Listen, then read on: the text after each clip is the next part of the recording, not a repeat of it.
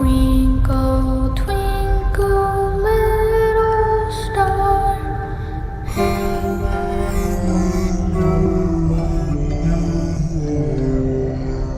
He's alive!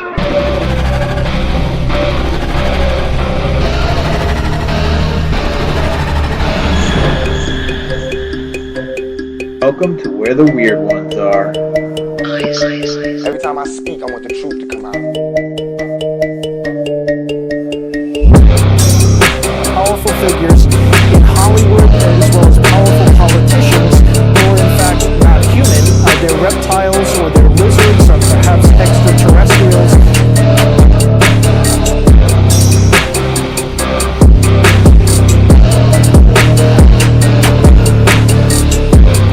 I don't think it is a human. I think it's a Sasquatch.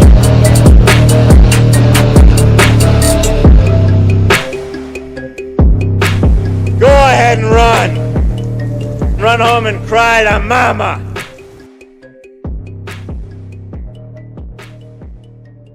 Let's get weird. What's up, you fucking weirdos? Welcome to the show. Today, you have come across this channel of Where the Weird Ones Are. My name is Kevin, and I will be hosting you. You're far too kind. You're far too kind. Anyways, today on the podcast, we have Kody. He's a photographer, phenomenal photographer at that, by the way. We get into a lot of his stories revolving around. He's an explorer. So he comes across a lot of abandoned buildings, and that's what he likes to take pictures of. He states all the things that you can follow. He's got a YouTube. He has a few Instagram channels that you can get involved with if you're interested, of course. But what I follow is Wraith in Ruin, or Ruins, Wraith in Ruins, which is WRAITH _and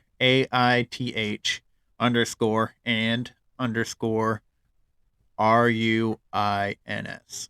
So that's what I follow. I enjoy his photography. Very well done. He's a very well-spoken dude. I definitely enjoyed having a conversation with him. But on that topic, I took down some notes here, so you're going to see me reading.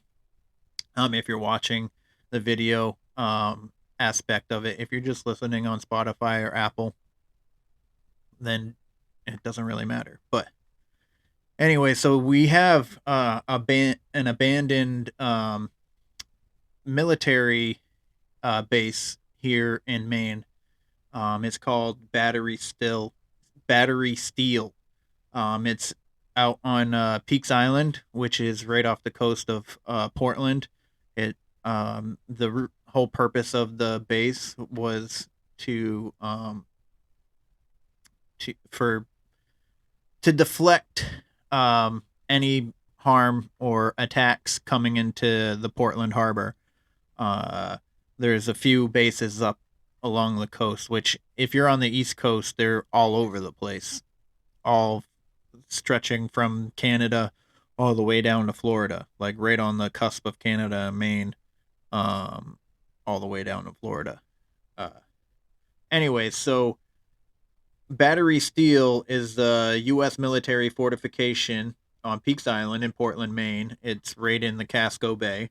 It was completed in 1942, decommissioned in 1946.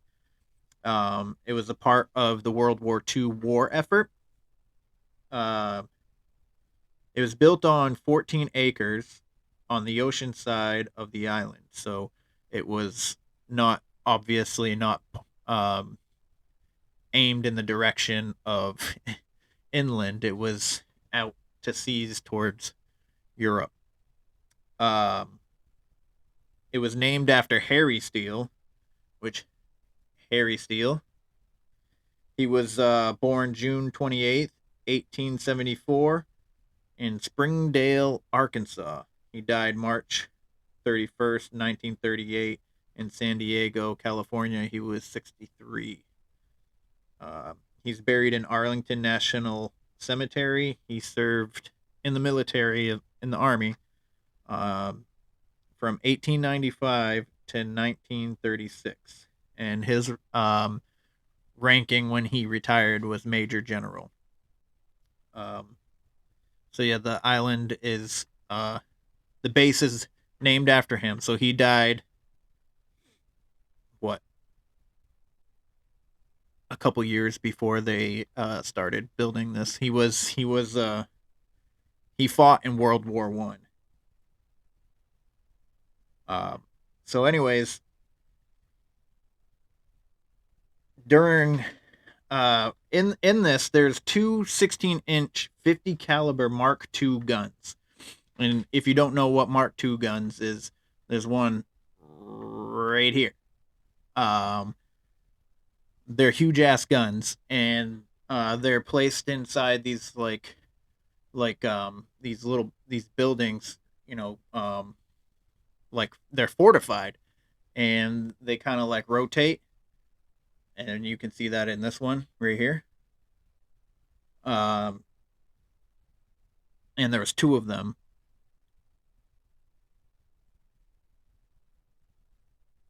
in yeah. So it was decommissioned in 1946. Um, it was in 1995, after decades of non-use, Peaks Island Land Preserve purchased the area to forever preserve it as a public space. October 20th, 2005, the property was listed on the National Registry of Historic Places. Other coast defense structures were like fire control towers and the counterweight for a disappearing searchlight tower. What disappearing means, it like folded up. But yeah, there's a brewery out there. I believe you can go right out there. So you have to get out there by ferry. But you can get right out there and explore the island itself. But you can go to the fort. So there's a lot. So what's really cool about the fort is there's art all over these walls, like graffiti art. You know what I mean? But some of it's really cool and it's really well done. It's a good place to just go and hang out. You can see the ocean and whatnot. And I do believe, I don't know if the brewery is on the on the same like land space as the fort, but I know it's near it at least. So it it it's an interesting place. The cannons aren't there anymore, and you can just walk right through, and there's like this big pit in there where the guns were set into. So I don't know. I just thought it was interesting. I kind of came across it the other day, and I figured I'd talk about it since Kody talks about abandoned buildings quite a bit. I mean, it's what he does. It's what he enjoys.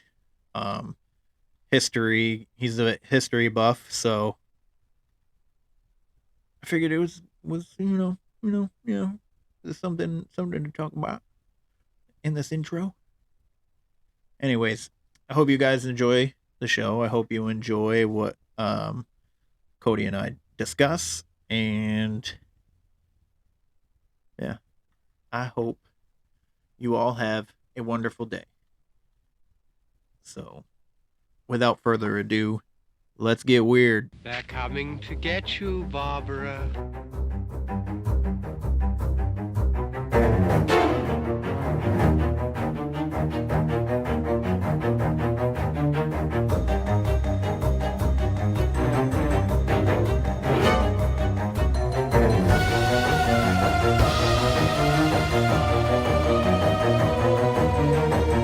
You merely adopted the dark.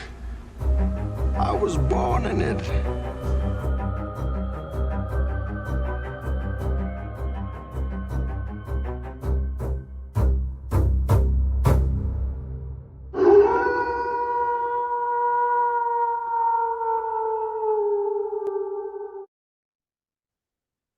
Hey, Kody, how's it going? Good. How's it going with you? Pretty great. Today was actually pretty warm up here in Maine. Is 50 degrees, and it's usually a little bit closer to 30.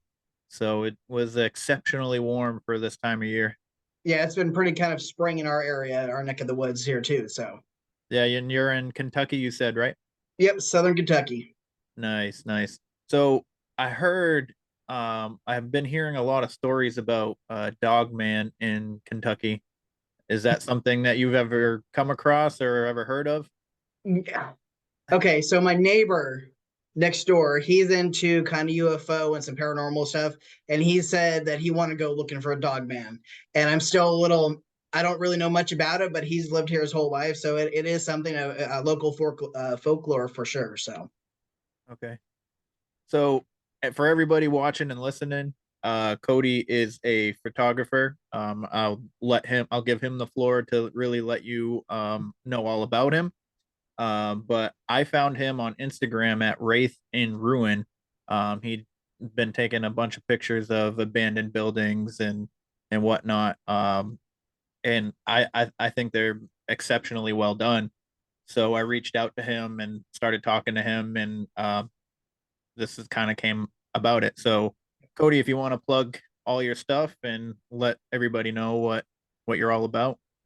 all right, so my name is Kody Valera. I own um, Flat Black Media. I'm also I own Savage Creative as well. And I'm just give me 1 second here. My computer is doing weird things.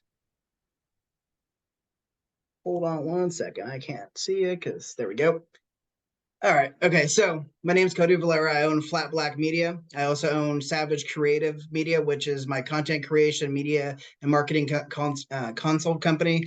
And I also do Wraith and Ruin. Wraith and Ruins was a concept that I started with a buddy of mine who we no longer go out and hang out together anymore, but his name is Cause. And he does photography by Cause, and he's on Instagram too, and he does a lot of stuff with Jay Farrell. Those two kind of go out now, and they do in Tennessee. And since I moved here to Kentucky, kind of on my own, so a lot of the photos that are on Wraith and Ruins at the beginning of that Instagram, you'll see a lot of different styles. That's because I was sharing things from Cause and from Jay, and more of the recent stuff is going to be more me now. So I do all my abandoned stuff on that page.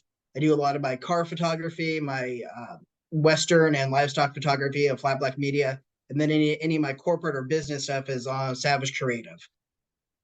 Nice. Sounds like you're extremely busy. A lot of times, yes. But I always find time to go out and go hunt and go trespass. So Go trespass. So on that topic, you had stated that you kind of you find yourself in a little bit of trouble here and there on these abandoned buildings. If you want to, yep. Go into that story a little bit. So, it's kind of a thing as a photographer. A lot of times we want to take pictures of something. Wherever we go, 98% of the time is going to be trespassing. And as a photographer, I don't feel, I know that there's no gray area with laws, either black or white. However, when you're just shooting something, just taking a picture of something that you find beauty in, sometimes, the law's got to be a little bit of gray area and got to be a little, do some sketchy things to take the pictures you want to take. We don't ever leave anything behind. We don't ever, vandalize or steal. We're just there to take a picture and create art. And recently, something's come up, and I know you do a lot of paranormal stuff on here, so let me touch on that first.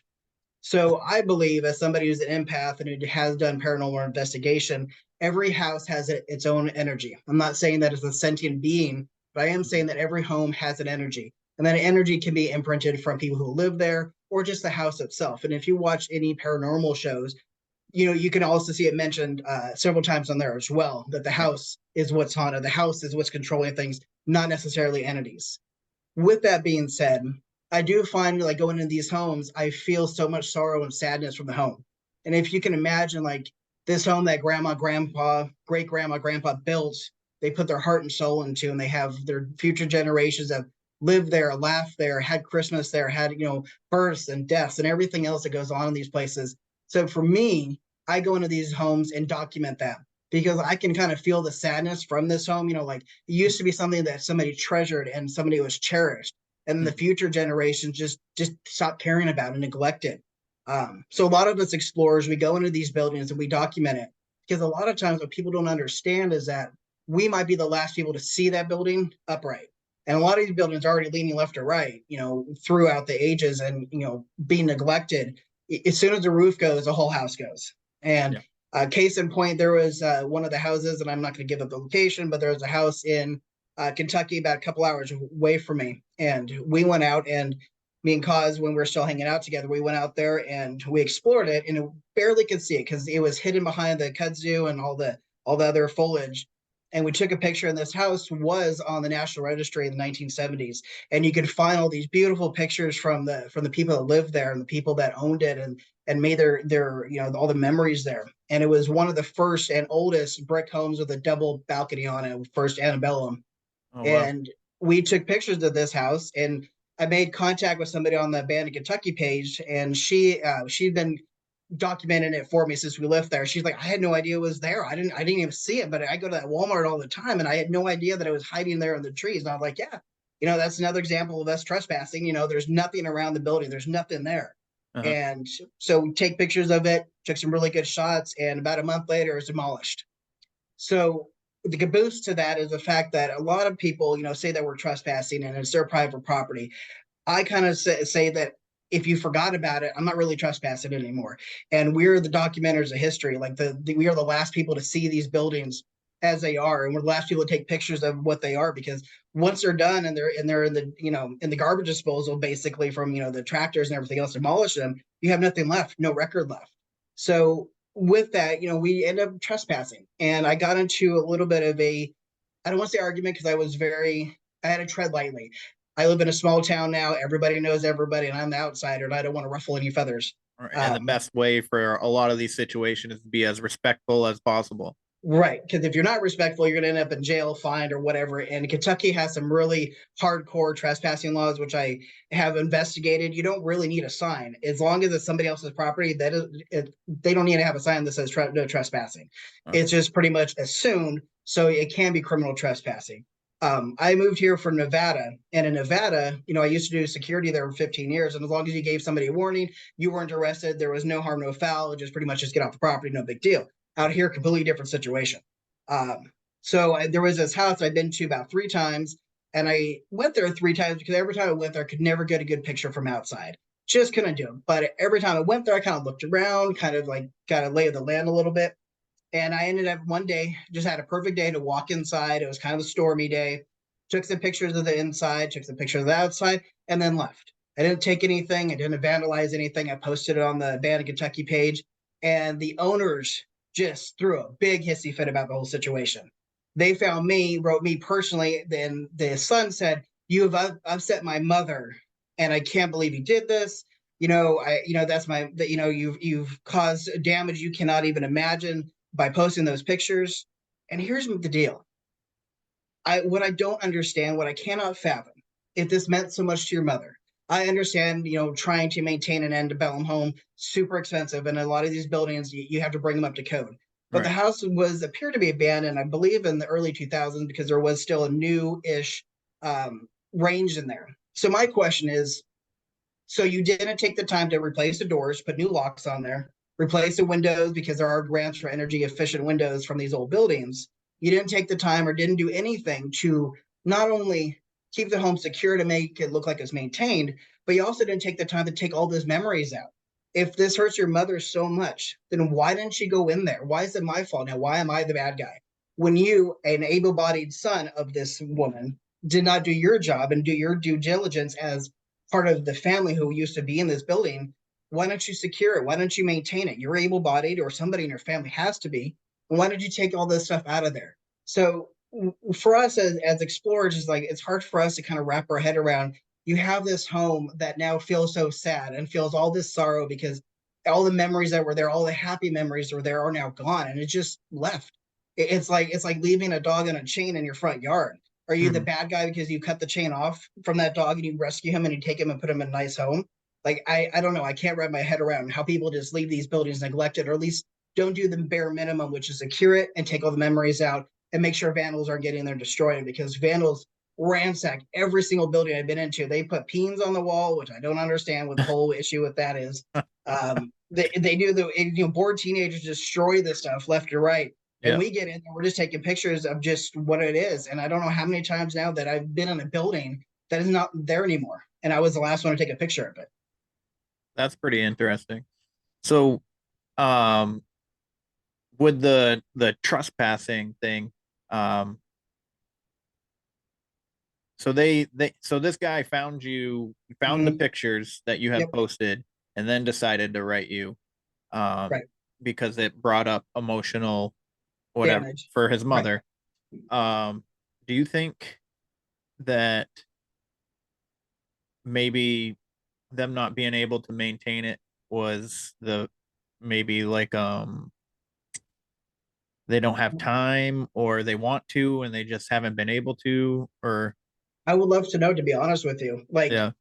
I mean, I'm super sentimental. I still have things. I have what I'm going to be put on the wall here soon, like a silk print that my grandmother got in the early 1900s. That was from her wedding day. That was a gift from her, some of the people that she knew, and gave it to her. Like, Mm. I can't imagine leaving any of my family things behind. Like, even if I was crippled and in a wheelchair, I would figure out a way to take the stuff out. Like, I get it. Like, things are hard. Like, I understand. Like, money's tight, things are hard, but what's so difficult about having somebody? I know somebody in that family has got to have kids that can Right. like, hey, I'll give you $10, go in there, grab out all grandma's photos and all the things that meant to her, something to her. Like, I don't understand. I would love to know though. Like, I would love to know. And in fact, I asked this guy, I'm like, I know that this is a bad time to ask this, but I did ask him, like, if your mother would ever like to talk to me, I would love to know the history of the home. I would love to see pictures of the home when it was in its glory. I would love to Mhm. know some of the memories she had there. And he's like, no, this is definitely a bad time to ask that. Like, that's cool. Fair enough. Take care. Mm. Right. Um, so I would assume that the mother had grown up in this house then. I would assume so too. It's clearly it was built in 1850, somewhere around there. Okay. Not much is I can't find too much on the house, but I assume it was in 1850. So I'm just going to go out on an assumption here that maybe it was not only hers but her mother's and previous years. I'm just Yeah. going to go out on assuming that it's on a huge farm plot of farm out here. So it's probably a generational home. So Right. it probably meant a lot to her, and I understand seeing the photos might hurt her feelings, and I get that it does cause emotional damage. But in some respect, I kind of hope that now the family has been called out on their shit for being lazy, that Yeah. maybe they'll actually go in there and clean up the building. That'd be great. That'd be great. Is this the building that has those the horseshoe staircase that I seen on your page? No, No. no. The one that This you're trying to I save? took I had to take all the pictures down of that house. So Oh, okay. So um horseshoe pictures. How long ago was was that one? I can't remember. I think I want to say it might be in one of your links on your Instagram. Maybe I could be incorrect. But I remember clicking on something of yours, and it Okay. was about saving maybe it was an old town hall or something. And I want to Oh, say, that Beechwood Hall. yeah, I think Beechwood, yeah, yeah. So Beechwood, okay, so that's actually a really good thing to bring up. I have not been out to Beechwood. So Trisha Yearwood, I believe, is the one who did it. So Beechwood Hall, everyone needs to go to Save Beechwood Hall. Go, it's on .com. So savebeechwoodhall.com. So this is something completely different. I haven't been there. okay. John at the Heritage Foundation in Franklin, he's leading the charge with the Heritage Foundation to save this building. So that horseshoe staircase you're talking about, that is actually was dismantled. So the Trisha Oh, Yearwood, I believe, is and her husband bought this in the early 2000s. If I'm gonna might be murdering the facts here, but they yeah. bought this expansive property, and this was one of the homes on that property. And this one they just let go to waste. And talking to John, apparently the people who had owned it since the 70s have been heartbroken because they sold it to this famous country singer, and the country singer just effed off with it and let it kind of crumble onto itself. And now that's why they're going in and demolishing it. However, because of John and Heritage Foundation and the local effort in Franklin, Tennessee, that I think they have at least staved off for a little bit of time before they completely demolish the building. But yes, that is another one of those heartbreaking buildings, historical buildings that are developers, they rather, build a cookie cutter white and black modern house and keep something old and actually put it to use. All right. Wow. I can't believe that's ridiculous. I feel like, but then You want to again, hear I'm not the one that owns the property, so I can't right? really, Well, I can give you another one. Let me talk to everybody about like the dirty tricks that developers do. All right, let's hear So it. Marymount Mansion, and there's a huge story in Marymount that I'm not going to go into. It'd take me way too long. So Marymount is in Murfreesboro, and it's a beautiful home. The developers promised the city that they were going to, if they got the land, that they were going to build around this Marymount, going to build around it, and then they were going to restore and save the building. Okay. So that they're like, okay, fine, that's great. So you can have the land, you can build on it as long as you do this. They're like, sure, okay, fine, whatever. Well, they did a lipstick reno on it. Now the top half of it got burned from college kids back in the 90s. So the bottom half is fine, but the top half got burned on the backside. I mean, it's still it's still intact. Like if you're a construction crew and you work for a construction company, it's not going to be that hard as it would be for a private citizen to fix this. But they did a lipstick reno on the downstairs, use it as a model home place. Like, oh, look at these beautiful homes we're building. They use it for that. Then once they were done, everything was built. Well, then they just walked away. And what they've been doing is this building but still is on the historical registry.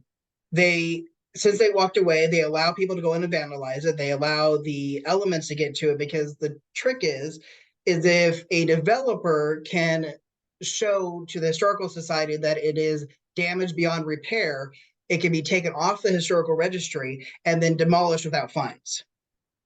So that is a lot of times what developers will do is they'll allow people to go in, walk right in, because they're like, whatever, destroy it, vandalize it, let the kudzu and let the roof go, and then, oh, hey, can't repair it, is irreparable. Okay, and then the historical society says, oh, that's fine, and they're like, you can go ahead and tear it down now. People think that the historical society saves homes. Historical society does not save homes. People like John at the Heritage Foundation, they actually save homes. Historical Society only saves records, printed material. They're actually, if you're donating money thinking that you're saving homes to Historical Society, you're not. I would actually recommend that you don't give any money to the Historical Society, because they don't actually do what you expect them to do to save all these homes. They save records of history. They save articles. They do articles, but they don't actually save buildings. Wow, that's interesting. So that would explain some of the historical buildings that have come down around here then. Yes, that would be 100%. They were trying to save an old school not a few years ago, but they ended up demolishing it and putting a gas station there. Of course, because it probably went to a point where it was, beyond repair, and then they can go ahead and tear it down. Yeah, and it wasn't even. Honestly, when they stopped using it, it wasn't even long before they were like, all right, let's fuck this shit up. Yeah. Yep. I think it was like maybe like 5 years before they tore it down after they. So they was left abandoned for 5 years. Yeah. Out in the elements with the vandals and everyone else ransacking it. Yep. Oh, yep. Typical story. Yep. Yep. And every once in a while, you in the middle of the night. So this was a few years ago now. I was a lot younger. I was still an adult, but every once in a while I'd be driving by it at night and there'd be like kids running around it, like teenage kids. And the teenage kids are the worst. Like, idle hands are the devil's workshop, as they always say. And teenagers are probably the worst thing that could ever happen to these buildings. Like graffiti, doing like putting satanic symbols on there and junk around, destroying things. They just have no respect for anybody's property, which I get that that's kind of hypocritical for me to say, considering the fact I do trespass on people's properties, but at least I'm respectful and I don't destroy anything. So I have a story for you on that note. Mm-hmm. I was not a very good teenager myself. Yeah. And there was another school also in the same town that was left abandoned. And me and a couple of my friends thought it would be cool to watch glass break. So we decided to throw rocks. But interestingly enough, some guy came out and he kind of like cornered us a little bit. How scared were you in that situation? Huh? How scared were you in that situation? I was shitting myself because he pulled out this huge ass knife. Oh, and he was trying to tell us to get down on the ground. And I was like, I looked at him and I go, I'm not getting on the ground. And then my buddy took off running. And then I was standing there and I was like, well, I should fucking run too. And then So I started running, and I've always been husky, so I've always Yeah. been a little bit larger than all my friends. So I'm assuming that he thought that I was going to be slower. So I was running for about like 5 minutes, and I was like, all right, I'm good. And I start walking. I'm trying to catch my breath. No idea where my friend went. And I Right. turned around, and this guy is probably like 50 feet away from me, still running at me with a knife in his hand. He's like, you motherfucker. Ugh. Oh, shit. I was like, what the fuck? So what happened was, because I ended up running into him, I actually ended up working with this guy at one point as a No teenager. kidding. Yeah, it was the craziest thing. He said that we threw a rock at his house while his daughter was sleeping. And I was like, we didn't throw rocks at your house. I was like, we threw rocks at the school. I was like, there was no way that would have been a rock that hit your house. And he's like, Where well, was his house in relation to the school? right across the street. Oh, that's odd. And we were on the back side of the school. Yeah. And Okay. there was no way that even if we threw a rock hard enough, even if the building wasn't there, there was no way a rock was going to reach his house from where we were standing. So I was super confused, but we ended up becoming kind of like cool, and I hung out with him at his house one time. Oh, shit. And we played Madden NFL for a little bit, a couple times. Nice. But well, that's a good outcome. That's yes, technically, yeah. But I freaking that night, I ran because I had another friend that was living right on that street, and what I did was I ran to his house and hid under his dad's truck. I just So rolled did you ever underneath. ask him? Did you ever ask him, were you going to kill me if you got caught up to me? No, he said that he was just trying to scare us. I was like, well, it doesn't make any sense that you would chase me all the way down the street. Right. That Like, part I think I got scared once I was running. I feel like he said that he was gonna just put the fear of God in us, and so that we wouldn't do shit like that again. But yeah. But it was at the time it was scary, and then by the time I got back to my dad's house, I was walking up along the side, and then I heard like this like little like rustling noise, and freaking the top of the trash can popped open, and my buddy was in my dad's trash can. That's actually really good to be able to jump in there and hide from people. That's gross, but all right, I can see that. Yeah. I'm not sure if there was anything in it at the time, but it would still like I'm sure there was lingering stench. Right. Good on him for being able to jump in that trash can without knocking himself over at the same time. True. That's true. Yeah. That's true. He was a little scrawny kid, so pretty lanky. We were like 14, 15 at the time. So, nice. But it scared that night scared the shit out of me. I thought he was gonna fucking stab the shit out of us, honestly, at first. I'm really glad I've only run into one person so far. So yeah. So I don't know what I would do if I would run into more people. Right. So you back a couple months ago when we first had contacted each other, you had stated that there was one time that somebody said that if you didn't leave, they were gonna kill you and bury you underneath the floorboards. Yep. What was that experience like? So I've done security for like over 15 years. I know everyone like jokes about security officers, but I wasn't like Paul Blart. A lot of my security experiences basically being an extension of law enforcement in Las Vegas. So I've dealt with a lot of sketchy situations. I've been shot at. I've been threatened. I've come up on numerous situations where I probably shouldn't be alive. So I'm not too easily spooked by people, but let me tell you, there's something different out in Kentucky that's even more different than Tennessee. And moving out here from even the West, I'm still getting my feet wet with how people act out here. And people are super protective of their property and their neighbor's property, which I respect to a certain degree. Again, going back to the fact of if you just forgot about it, then how am I the problem? But that's besides the point. So there is a abandoned house, and it's next to a couple occupied houses, and across the street there's occupied. Generally, in those situations, I'm not going to go walking inside of a building. I'm going to stay on the outside because this is clearly like either A, it belongs to somebody next door, or B, there's people who's going to call the cops on you, and I don't want to get arrested. So in those situations, I won't go into that building. I'm like, that's fine. So it was just a cool sunset. I was just taking pictures from the outside. And I just had walked around from the back to the front, and I was about ready to get in my vehicle, and I was scratching my back with my camera strap. And just wasn't really paying attention too much. And all of a sudden I see this old late model Suburban come hauling ass across the street, jumped over the ditch that was like getting onto this property, and then like parked right in front of my vehicle as if he was doing like a cop stop where I couldn't go leave anywhere. And I'm like, what's going on, bro?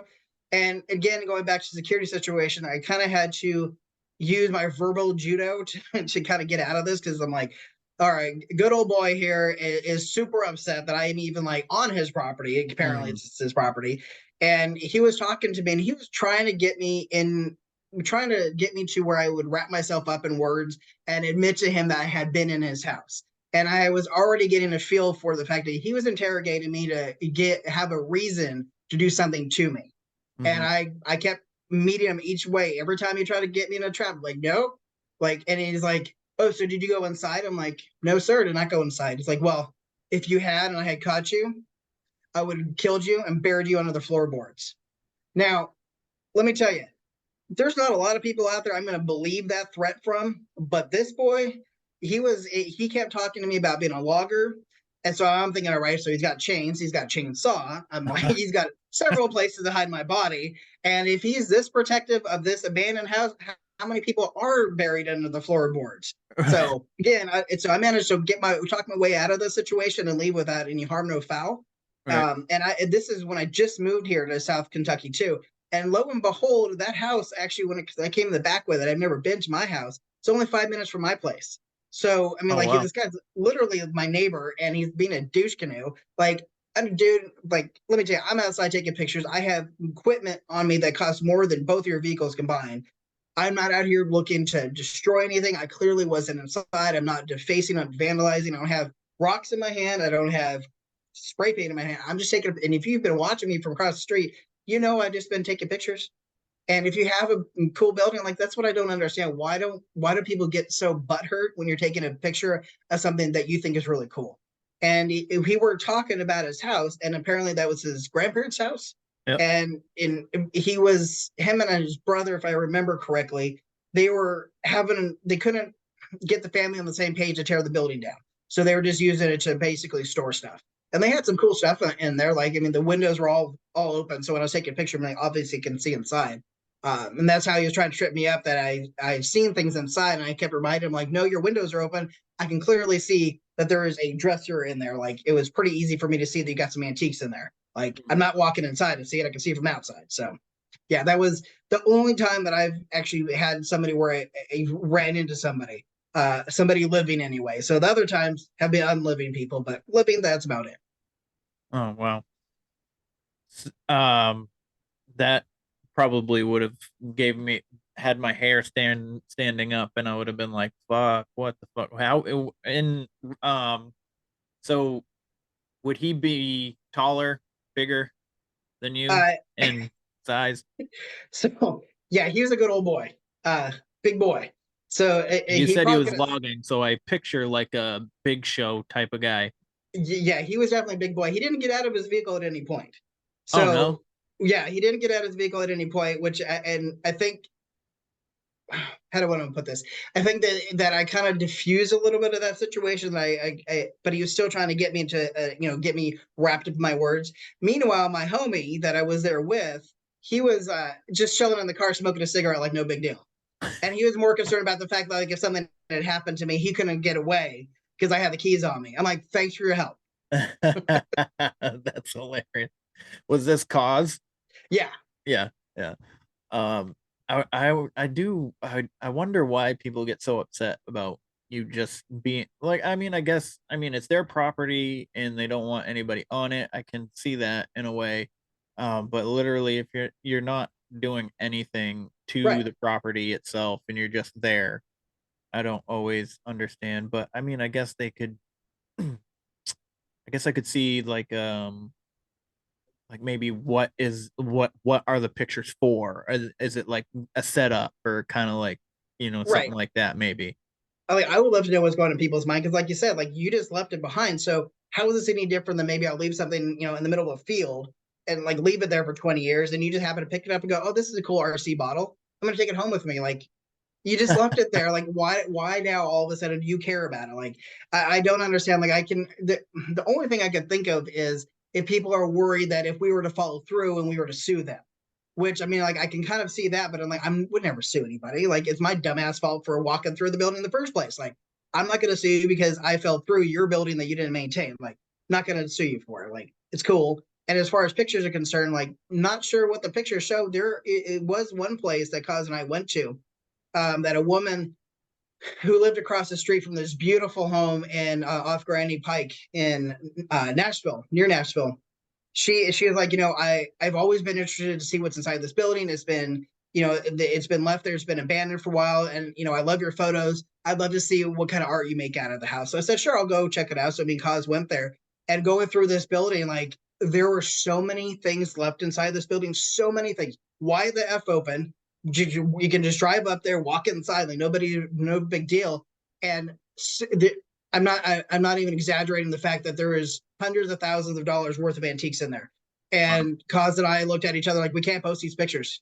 Like, we posted a couple of interesting things that we found in there that weren't of any value, that were just of like artistic value, but we never said anything about the building. I never posted any pictures from it because I don't want to be responsible for somebody losing all those precious, priceless antiques. Like, I don't know why they're left in there and just like, open. But again, that's, I'm being responsible too, because it's like, I don't want to put that out there and then have another explorer go in there and either deface, damage, or steal things. So I was like, no. So you got to like be able to have those conscious decisions and choices in your mind. Like, we had this experience, we knew this experience, it was a cool experience, but we're not going to share it with anybody else because we just can't. It would be irresponsible for us to put those pictures out there because, I don't want that in my conscience, somebody having all that stolen or all those precious memories stolen or defaced. Right. That's very responsible. I feel Yeah. like For our because irresponsible things. right. I At least mean, we have some kind of common sense. you put that out there, people are gonna be like, "Ooh, look at that! That's an Right. abandoned building. Let's go grab that." Yeah. Yeah, So, and Cos knew a lot more about the value of some of the things because of what they were more of his specialty on some of those items, uh-huh. and other things that, like, I could just tell that these are worth money. Like, nope, can't post it. Right. So, what got you into the exploring and the going to abandoned buildings? What inspired you to go down this path? So back in the, because I lived in Nevada and I lived in Utah, there isn't anything really there to go look at. Like, the buildings are like, yeah, what do you do? Like, there's really nowhere to go look at stuff like this. And I'm such a huge history buff, especially for the South, which is why I'm here in the first place. I love the history of the South. And I've always been a historian. I've always been fascinated with antebellum homes and architecture. Like, these are all things that are up my alley. And coming out here, I feel like I'm in Disneyland as far as that's concerned.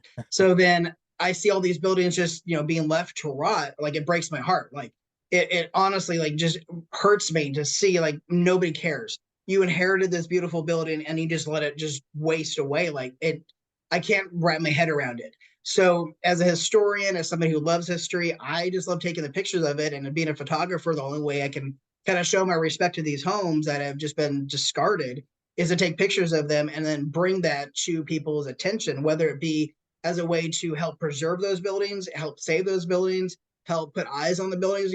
That's something else people don't think about, that when we post these up there, we don't give out locations, but eventually people figure it out. I mean, it's not too hard to figure out where things are, even if you don't tell somebody. And the more eyes on a building, one or two things are going to happen. Either it's going to end up being preserved. There's going to be a fight for people to preserve it, and now there's eyes on it, so the developers are going to be under scrutiny for destroying it. Or two, just going out there and basically being eyes on a place that nobody has eyes on, and to kind of deter vandalism, just deter future people going there for nefarious reasons. Because if they realize that people are actually interested and now they're hanging out, they're coming to that building, they're probably going to go there and vandalize you, and they're probably going to be afraid of being caught. That makes sense. Yeah. So, fuck, I had a question in my head in the middle. This happens to me all the time too. That's fine. I do Almost every episode, I'm like, oh shit, I had a question. Like, oh, what was that question? Yeah. But no, so earlier in this talk, we were talking about, you were saying about how houses have their own energy Yep. and whatnot on the paranormal aspect. So I talked to this gentleman by the name of Keith Evans. He's published a book called The Hayes House. People are ghosts are people too. Okay, I'm gonna have to And look that up. I'm yeah, writing this down now. so as him and I were talking, he was because he has been in contact with ghosts or spirits, I should say, Right. in this house, and he actually lived in this house because it was like a B&B or like what's the word, not a Bed and hotel. breakfast. Yes, the Yeah. bed and Yeah. breakfast, there we go. And he ended up living there for a little while, and he asked the owner if he could like investigate the paranormal and stuff, Right. and he was able to he actually kind of got a lot of shit, and he did research on the house, who built it, who has lived there, Oh, who has that's owned cool. it, all that. Yeah. And I guess not too long ago, um he was in a cemetery or near their graves. I think he was visiting their graves, the last people, that the Hayes Okay. family, and he was getting a lot of like distress from the woman, from the mother or the wife, Yeah. and he was confused on why she was seeming so distressed. So she like it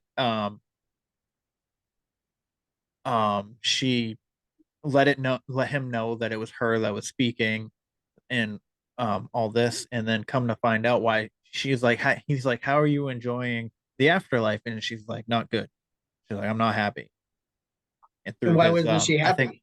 I think there's like an obulus or whatever, the Oh whatever yeah, yeah, guy, yep, yep, you know what I yep, mean? yep. And so what he ended up discovering where they were refurbishing the house. So they were taking parts of the house out and redoing Oh, it.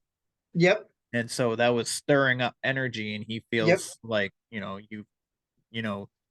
you got to keep a lot of the old in with these houses, Right. because when you start replacing this shit, you get the energy gets all stirred up, and that's when you get a lot of hauntings or poltergeists and stuff like that. I mean Hollywood emphasizes this a lot too. You see a lot of these movies where they're renovating a house, and then all of a sudden shit starts happening. Of course, the best movie that to describe this is a movie with Nicole Kidman called The Others. And Yes, I yes, love that movie. That right, was quite the and fucking twist on that one.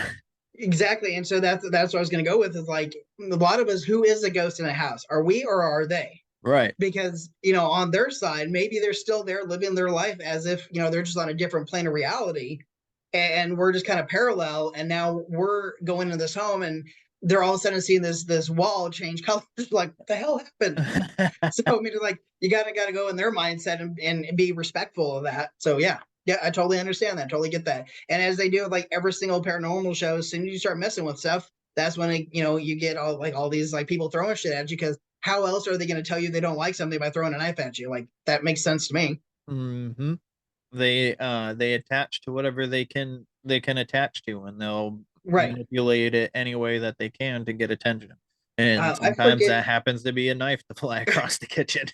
I forget who it was, and God, what was I was watching something, and it was kind of mind blowing watching this. So, the movie Ghost, where he's learning to move things with his mind, basically, Yep. because he doesn't have a physical form anymore. And there was a paranormal scientist, researcher guy, and I wish I remember this to write it down, at least to bring it up. But he was talking about how that actually is fairly legit, that they're still learning how to communicate with us in this Hmm. world. And a lot of times, what we perceive as screaming or pushing us downstairs is just them overreaching.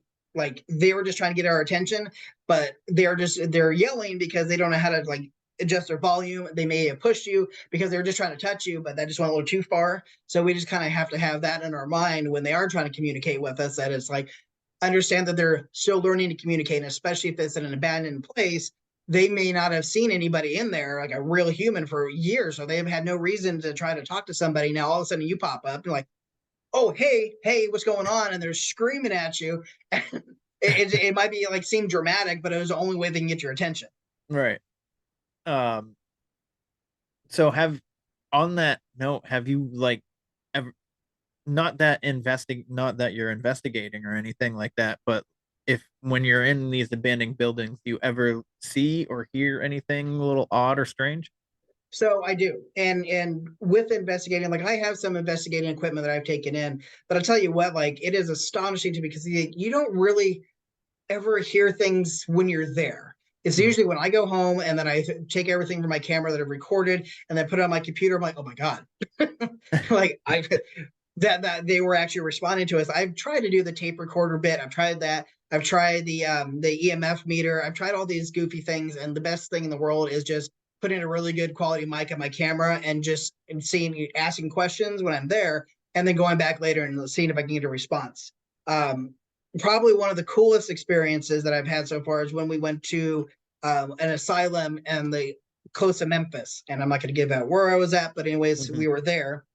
Um, so we were going through the whole building and we're asking questions, kind of like getting a feel for it. And as I'm going through the audio later on, like I'm editing everything, putting it together. And you guys can look at this video from my Photographer Not Vandal YouTube channel. You can kind of go there and see what I was hearing. But what I didn't realize is there was the wing that I got this in was a wing for crazy ladies. So this is where they put the women at. Okay. Yeah. And when I'm going through the audio, the entire time I thought it was either my camera strap or it was Cos's camera strap, like it was squeaking. And I was like, no, like he's had the same gear and I have the same gear, and I don't hear this sound from the other place. Apparently, we had a woman following us around, like laughing the entire time. Like you could hear Really? giggling, like a crazy lady laugh in the background. And then we get down by the morgue, and then somebody said, I love that, because we were like looking around going how much we love all like the little ornamentation. And in my camera, my audios, I love that. So after the ghost says I love that, we started saying I love that, I love that, I love that. It was kind of a trippy experience. And then down in the basement, so the basement of this place is like a huge maze. And they used to allow the patients there walk around as of no big deal. They would sound an alarm in the city to let people know, oh, hey, one of our people got out. Like if you see one, can you pick them up and just bring them back here? Because they would just allow them to walk around. Mhm. Well, in the basement, they would get down to the basement in this huge maze and start going psycho downstairs and either kill themselves or kill other patients down there. So as we were walking through, and thankfully Cosgun had a pretty good way of knowing how to get out of there, because I was like, I don't know how to get out of this. And on our way out, we walked into a mist. And you always hear about the ghost mist. Whenever you watch the ghost shows, you're like, oh, I see a mist, I see a mist. And everyone starts freaking out. And I'm just happened to film it. It was the coolest thing because I've never actually seen them catch mist. Like I've never seen it myself in person, never seen it like show up and film either. Like I always hear them saying about it, and then by the time they pan over, you got nothing. So that was actually a pretty cool experience, just walking through that mist and seeing the mist. Some of the other buildings that I have on the YouTube, like some of the other walkthroughs we did, you can hear some of the other audio that we got from there, and it's just such a cool experience to be able to hear that later on when you're going through and you're like listening, you're like really close, you're like, oh, what is that? Did I hear that? And then I like have my other half. I'm like, am I hearing what I think I'm hearing? And then he'd say, yeah, okay, cool. So I got something. So I think that's like one of the coolest things when you're doing this and you're filming, is to be able to catch the audio. It's like still ask all the questions. You may not get it right then and there, but you'll eventually get it when you're listening for it in the audios. Yeah, that's kind of like a breathtaking experience to go Right. back through that and be like, whoa, did I just hear that? And then you play it Right. like 10 times, like I'm definitely hearing that shit. And then you want to go back there and be like, hey, Yeah, but most of the time you don't want to go, because you didn't get caught the first time. You sure as hell don't want to go back the second time and tempt fate, try to get caught. So kind of right. you have to get what you get, and hope that there was only one place that I've been to where I caught something and then I went back afterwards to re-ask, and I didn't get anything the second time around that place. So All right. So I had a gentleman on another time, and I will talk about this till I'm fucking blue in the face. yeah. And I don't care if it's every episode that I talk about it, but it has been lately. So it's episode 11. Gentleman's name's Ron. We talk for a good hour and a half, maybe a little bit less, but regardless. So he's out in Indiana. Mhm. He investigated the Indiana State Sanatorium, Yep. Okay. and he's had a lot of experiences when he investigated, and he ended up having dreams after he investigated this place Now, did where he he end up going back? He's been there twice. Okay. But he hasn't been back. So the last time I think was, I think he said it was December of 21 was the last Okay. time he was there. So that's been a couple years now. Yeah. I could be incorrect, but I'm pretty sure that's, or maybe it was January. Okay. Of 22. Yeah. So, but anyway, so I was listening to it back, and I could hear all these like extra voices, but Yep. his volume was up, so my voice was coming back through his mic. So I was just, when I was listening to it, like I wasn't 100% paying attention to it. I was just like, oh, Right. it's just my voice, whatever. And I edited the video, and I put everything together, and I put it up on YouTube, and I post the audio to Castbox, so it'd kick it out to Spotify and Apple Music. Right. And then a few days later, maybe like a day or two later, he's like, hey, all my friends are saying that there's voices. I was like, yeah, no, it's just kidding. it's just my voice. It's just my voice. Don't worry about it. He's like, no, they're saying shit that you're not saying. And I was like, what? Really? So I went back through it. My sister actually, in episode 13, 12, you know what? 14. Episode 14. Okay. Yeah. My sister gives us some timestamps on some things that she heard. So she went back through it and heard, and I heard this one particular time, and as I was going through it, I was just like kind of skimmed through. But there was one time where I was talking about how I think it was like an hour and 6 minutes into it, and I said, well, with places like that, there's a lot of unexplained murders, or there's a lot of murders or unexplained deaths. And as I said that, a voice goes, you should run. No way. Yeah. I was just like, I played it like, I don't know how many fucking times back. I'd go back 15 seconds, let it play through, and then go back again, let it play through, let it play through, let it play through. And I was just like, and I messaged him, I was like, yo, I heard this voice say you should run. And I told him when I was saying it. So I was just like, yeah, there was a lot of murders in places like that, and a lot of unexplained deaths. So there's a lot of trauma in places like that. And it's just like, you should run. No kidding. So has he heard voices since being at the sanitarium? Like within his dream, is that something that coincided with what he was dreaming? Yeah. So I guess I don't know if the voices on they were like really like saying anything particular in regard to like what he was dreaming, but he thinks, so what the general conception is, so he has a friend that's a medium, and then I had a woman who's a clairvoyant who can see things as well on the episode with him, because we had him come back on episode 14, and she was there. And I think the general consensus between her and his medium friend, I was like, you have to go back. You have to go back, and you have to investigate this more, and you have to figure out what they're like contacting you for. So he went on another podcast, and the same thing happened. There was voices. So, okay, so let me bring something up here. So whenever we go to these places, before we leave, we always tell them, thank you for having us. We appreciate it, but you cannot come home with us. You can go to the light, you can go to the other side, but you cannot come home with us. And that is something I always say just about every place I go to. If I feel something is there, or I feel that it is a place, especially like a sanatorium, I'm definitely going to say it. Oh, yeah. If it's a place where I'm not feeling any energy is kind of stuck there, I don't really say it, but it's something that I had Cause get into to do as well. And I don't know if he does it still, but it's something that I would always do before leaving. And I would record it when I'm saying it in case there's anybody had any last words. And I always ask them, do you have anything else you want to say before we leave here? It's kind of a way to close it off, because, whenever you watch these paranormal shows, they always talk about make sure you close it. If you open it, make sure you close it before you leave, or otherwise you're going to take it home with you. Exactly. And I don't want to take it home. My other half, he's kind of more of he's definitely a medium. He can definitely pick up on that stuff, and he's definitely way more sensitive than I am. Mm-hmm. And there's nothing I want to bring home and have him terrorized by. So I always make sure to close that door when I leave, and I'll leave it there. So yeah, I mean, that is definitely and I know that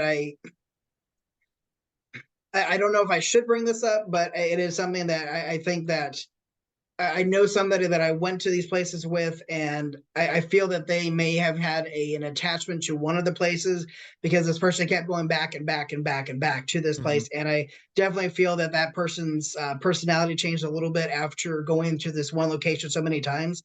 And you really got to cleanse yourself. You got to be super careful when you're opening these spiritual doors. For sure. Super careful. Like, especially if you're somebody who has had life or death experiences, you are way more closer to that side, to their reality than our reality. You can kind of go back and forth. So you always want to be careful with those things. And you don't want those attachments because you don't know what those attachments can do. You don't know if it's demonic. You don't know if it's just somebody asking for help. Like, why did I die? I don't understand. You know, especially if you go to a sanatorium, you got to understand, like, these people didn't understand why they were there in the first place. Right. They don't understand why they were hurt. They could be just like you or I, and they were stuck there because their family couldn't put up with their mood swings. Like, these people went crazy from being, you know, having these lobotomies done or tortured or whatever it may have been. And some of these people were legitimate crazy, and they don't understand that there's a difference. They don't even know that they're past. They don't even know that they're dead. And so a lot of those people, you got to be super careful with them. And you also got to be careful with the demonic spirits that have manifested there from the energy, the negative energy that is there. Right. So from this experience, you know, because in the episode, I did ask him, I was like, do you do a cleanse? And he's like, Yeah. yes, every single time. He goes, I do a cleanse before I leave, and I do a Yep. cleanse when I get home.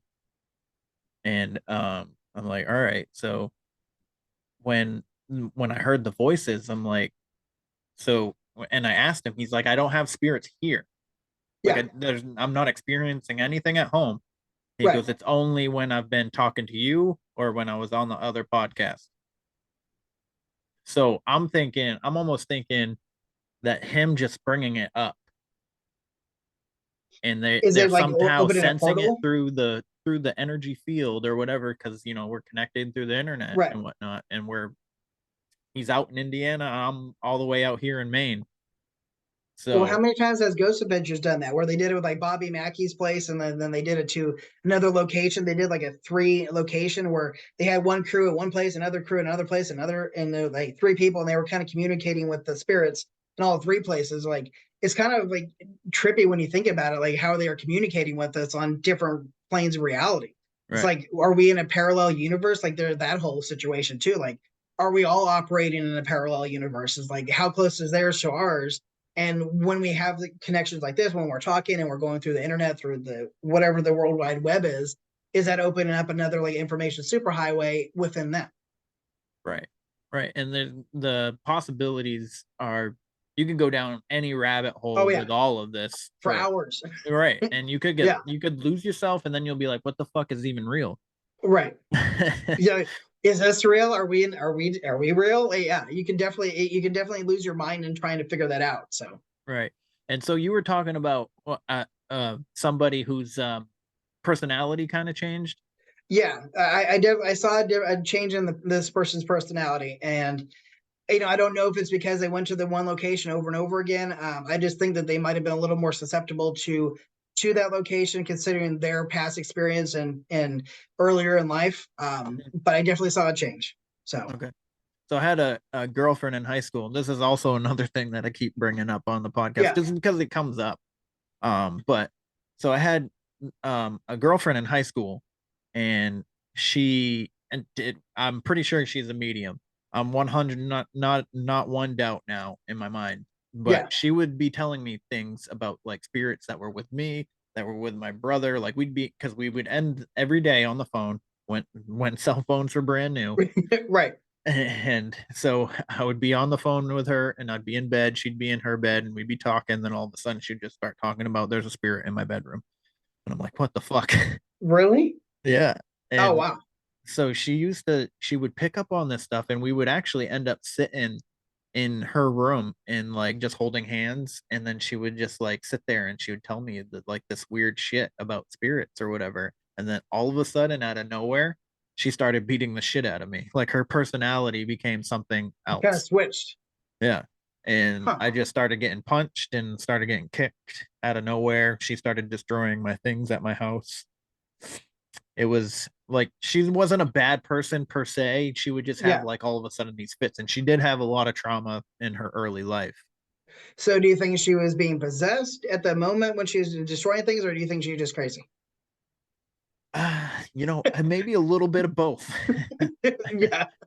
I mean, I've had conversations with her now that we've became adults and whatnot. She has kids, I have kids or whatever, but we've had conversations here and there, and she seems better now. But well, like when you're young too, like you're at that, your hormones are going, things are going different. And I know I've heard of all these mediums talk about how they couldn't control it or they didn't know how to control it. Right. And that might have been part of that issue too. Just, hormones were a gateway for the spirits. And if you have, if you're already susceptible to it, and you don't understand what demonic energy is, or that somebody was trying to take possession of you, like it very well could have been just angry. Like you see it all the time with Zach. I don't know how truthful it is, but with Zach and like his team, like all of a sudden he'll start raging out. Again, I don't know what's drama and what's not drama for TV, but I do believe that can happen. Right. Like where people are just kind of taken over by the energy, the negative energy of the spirit. Yeah, yeah. And being young too, you don't know Right. that you're opening yourself up to this stuff either. Right. Like when you're first, just like I'm sure a lot of mediums have talked about. I haven't personally I've talked to a medium and she told me some things, which is what made me realize that my ex-girlfriend was probably a medium. Right. And if she didn't know it either back then, she had no idea what was going on. Exactly. And she had and the medium that I had talked to on this show, her sister was actually, you know what, you're a medium. And she's like, no. She's like, no, like you are. And then she's like, all right. He's like, fine, whatever. Yeah. But yeah, with her, it was like looking back on it, I'm just like, she definitely was. And, not knowing. And she was just in us sitting in her bedroom almost a couple nights a week, holding hands, and her trying to like talk to these spirits. She's she's like, hey, come on in, I don't care who you are, just come tell me some shit. And then she didn't know that she had to close it. Right. It's just like opening up an Ouija board and then having all shit happen afterwards. Same thing. Yeah, exactly. Yeah. So have you had any experience with an actual investigation? Have you been able to do like a real investigation with tools and whatnot? I mean, yes and no. Like I'll bring out the tools, and like I said before, I'm like, it's like those EMF meters that you always see. Like it only works if you're like that close to the damn thing. So, so I'm like, unless they're like breathing on me, like really, it doesn't do any good. As far as I've tried the phone app for the Oculus and or Ovilus, that doesn't work either. A lot of this. So when I was younger, I used to see stuff all the time. And I know that, so when I was younger, and I would say like my early teenage years, I saw a conquistador outside my window when I was, because I used to live in Monterey, California. I know I've seen a conquistador and he was walking back and forth pacing.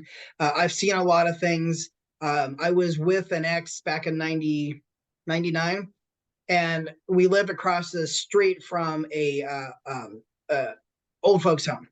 A nursing home. I shouldn't say old folks, a nursing home. And in the middle of the night, I saw an older woman, and she was screaming at me, shaking my bed, just shaking it. And I was like, I'm looking at the person I was with at the time, like, how are they still sleeping? Well, I think it was just me, like when they're always shaking the bed. I would also get into where I would be, I don't want to say raged, but I would be mad, and the temperature started going up and down with the house. Then I had another ex that I was with in Reno, Nevada, and we had some seriously haunted houses. Good Lord, the apartments we lived in were standalone apartments built in the early 1920s, 30s. Because Reno, Nevada was a divorce place. So people would have to go there and live there for a certain amount of time, then they can get a divorce, right? So they would have like these mini homes, like these 1-bedroom homes that they would live in just so they'd have residency, and then they can get their divorce, right?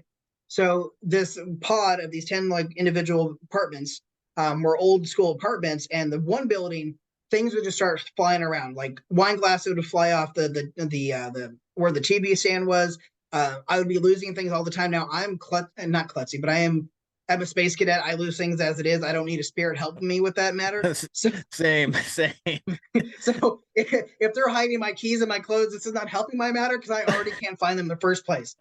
So that was an issue, and then we moved from that one to a little bit bigger one, just down the sidewalk over to the other side, and then that one you could actually watch the shadows in the kitchen cooking, and going in and out of the curtains, like it's super trippy.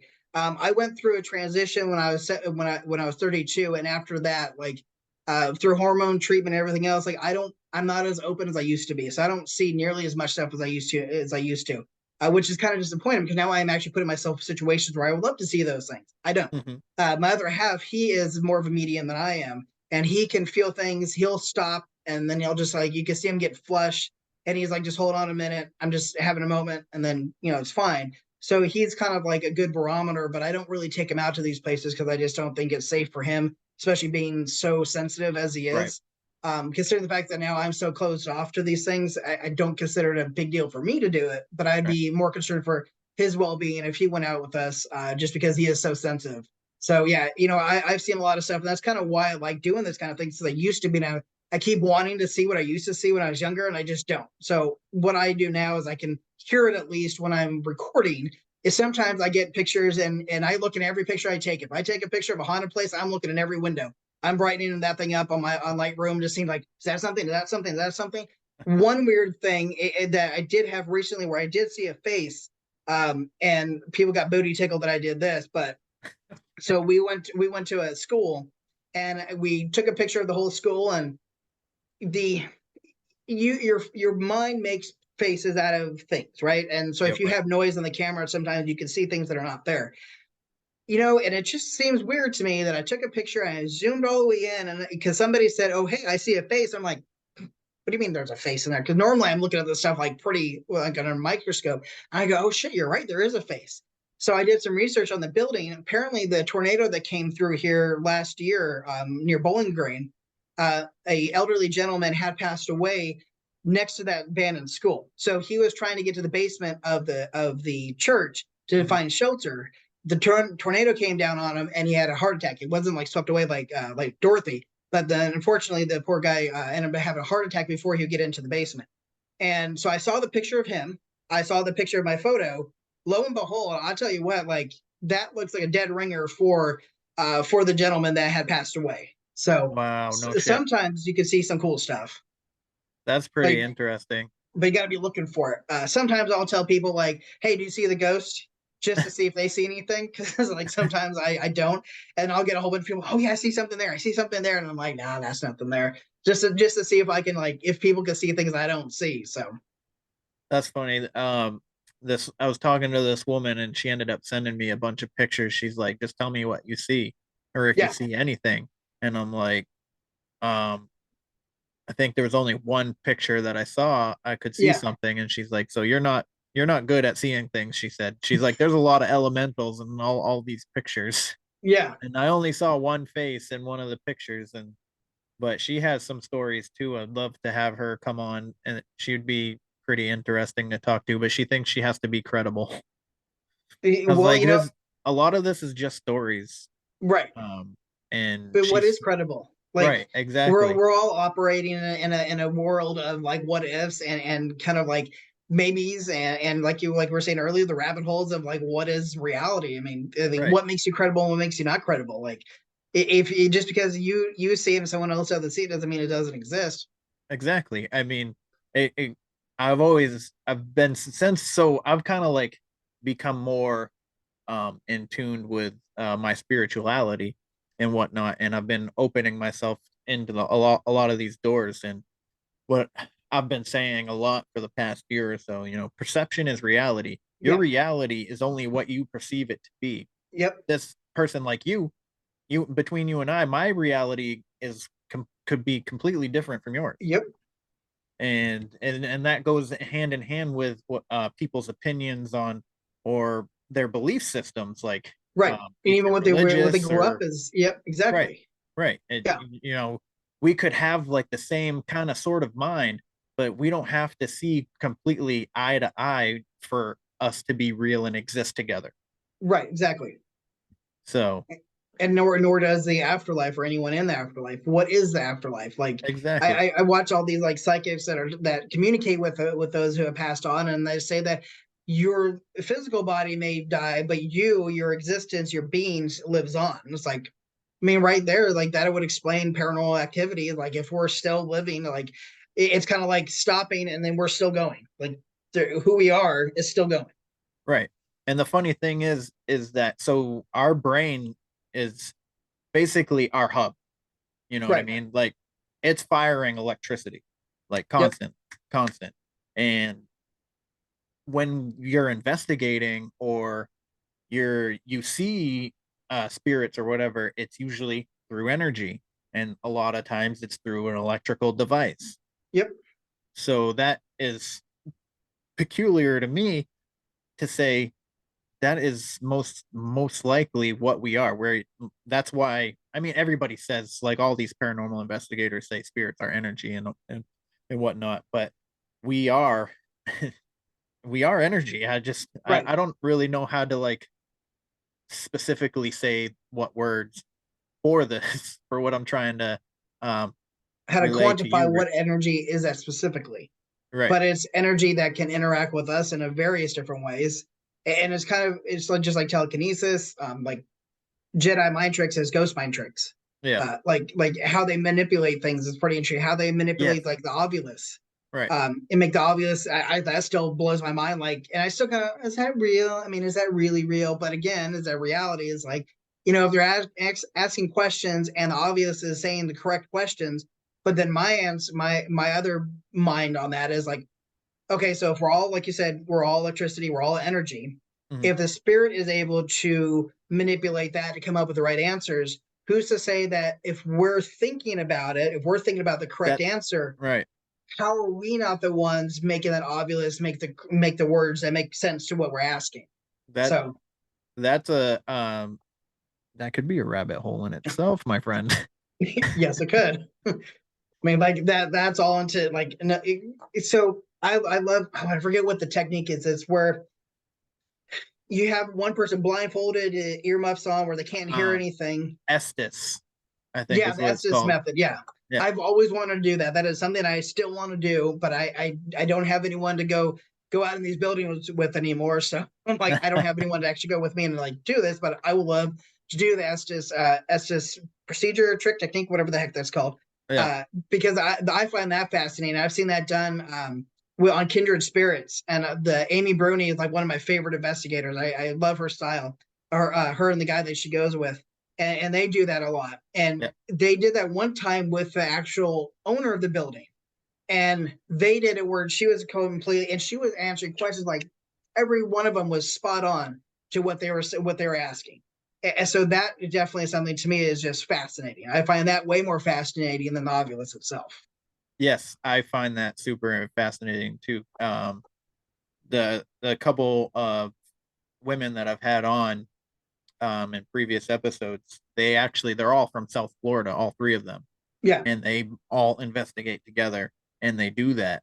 That they do like Estises and with the blindfold and the earmuffs, and Yep. they're every day or every week they have um posted stuff on Instagram with it, and then they got these I can't remember what they're called.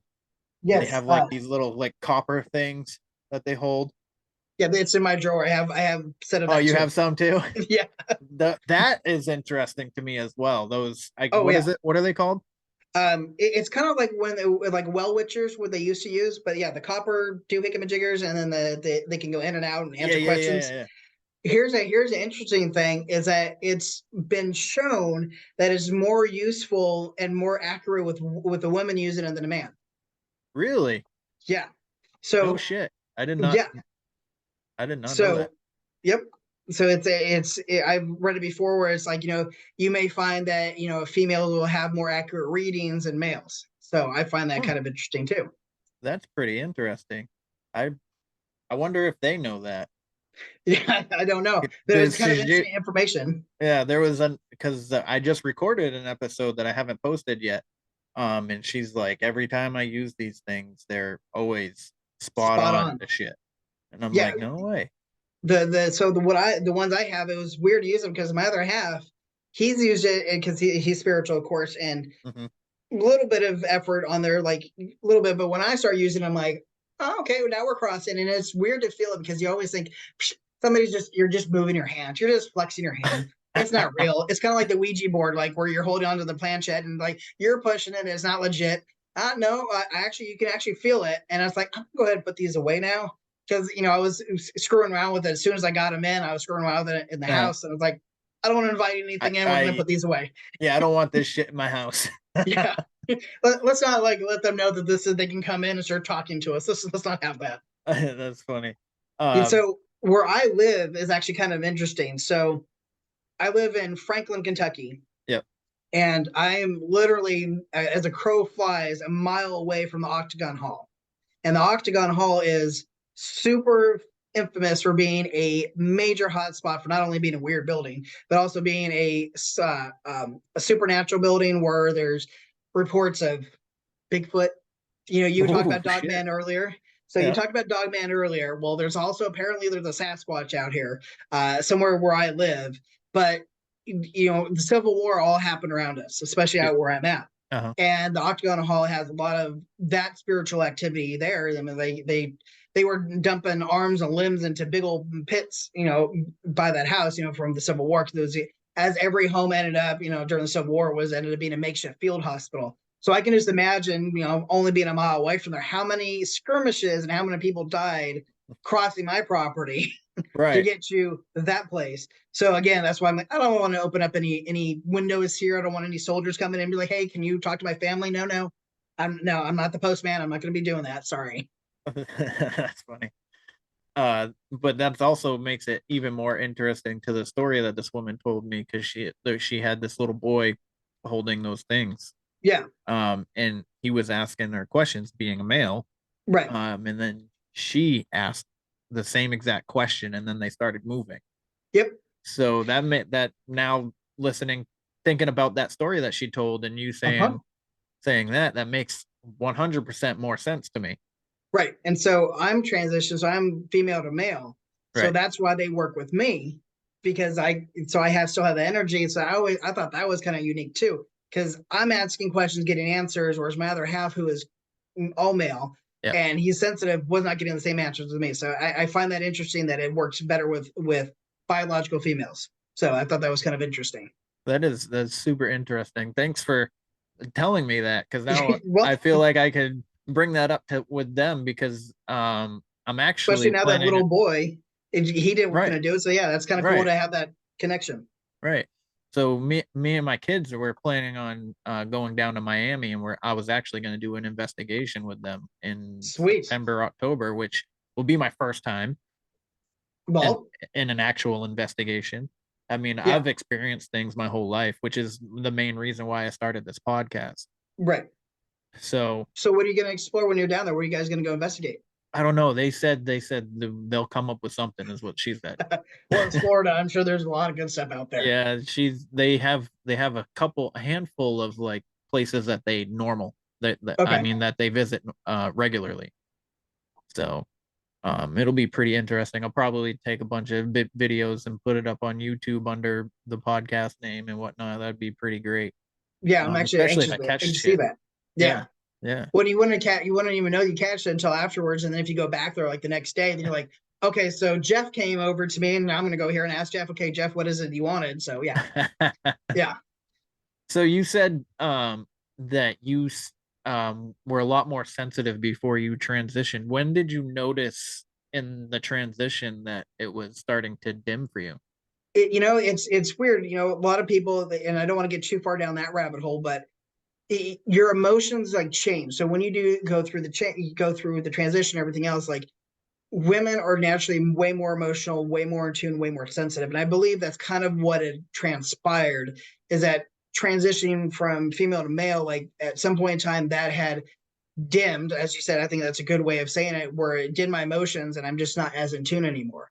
I'm more analytical, if that makes sense. So things are more analytical. I'm looking at things from more of a male aspect and feeling things more from a male aspect than I was when I was in tune as a female was. So I think that has something to do with it. And I find it weird because it's just so weird. Like the light switch went off. And because I used to experience so many things, I used to see so many things. And now I'm like I couldn't tell you if anybody was around me. I have no idea. Like I can get a feeling, like I still have a little bit of that feeling, like this place is definitely haunted. I can definitely tell somebody's here. I can definitely feel that somebody's here. But outside of seeing things, outside of any more of that mediumship, nothing. I got nothing left on that, and I don't know if it's just closed off. I don't really know. Haven't really looked into it much more. I just kind of like go out there with my camera and just catch what I catch and ask what I ask and hope for the best. I know that people that I've gone exploring with, they're way more in tune than I am. But it is disappointing not seeing it anymore. So my husband and I, when we got married in Virginia City, it was the weirdest thing. So Virginia City, everyone should look it up. Most haunted place is what made Ghost Adventures famous. I've been everywhere, almost everywhere. Well, a lot of places that Ghost Adventures have been. I've tried to go there too. But we got married there, and it was the funniest thing. We're driving through downtown. It was the night before our wedding, and we both, I slammed on the brakes, and we both reacted to somebody darting across the street, and that person was not there. And we both looked at each other like, "Did you see that?" All right, I'm glad you saw that. And that was probably like the last time. That was over 7 years ago. Probably the last time I really actually saw something.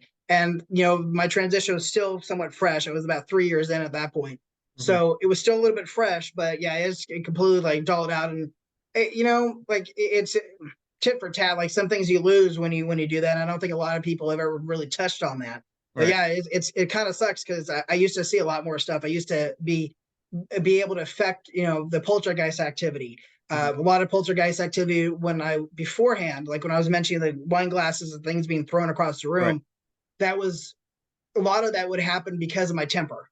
And I had such a much more temper at that point in time, and I don't really have that much of a temper now. I mean, like I do here and there, but not as I used to.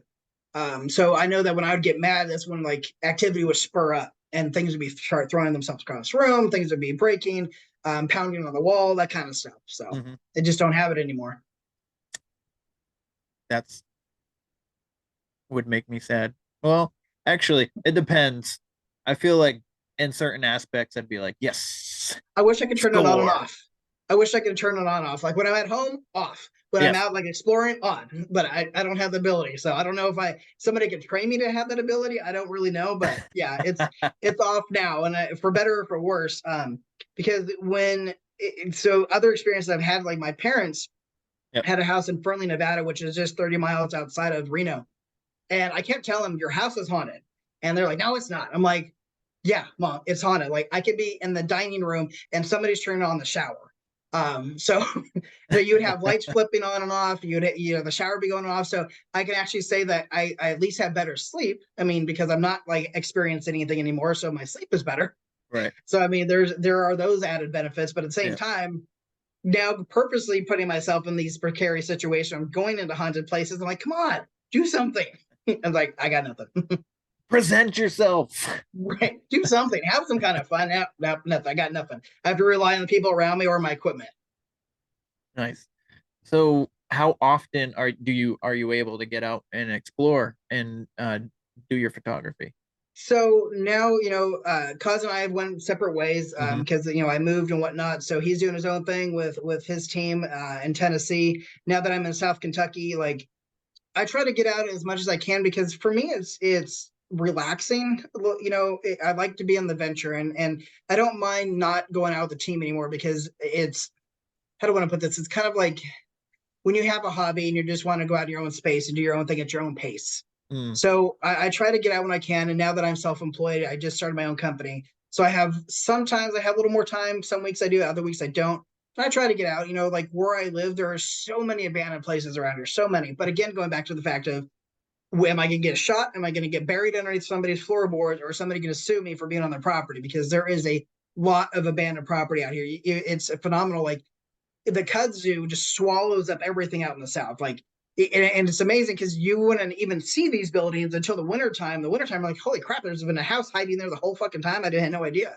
So now that I'm driving around, I'm like, I want to go see that. I want to go see that. But I'm chilling out a little bit because of this last incident. And because I am a business owner in this town now, I don't want to caruffle. I don't want to yell at any. I don't want to get yelled at. I don't want to hurt my business. I don't think my husband would bail me out because of how many times he's warned me not to go out into these places. So I would be stuck with a fine. I'd probably be stuck in jail, and I'd be like, great, now I got nothing to do.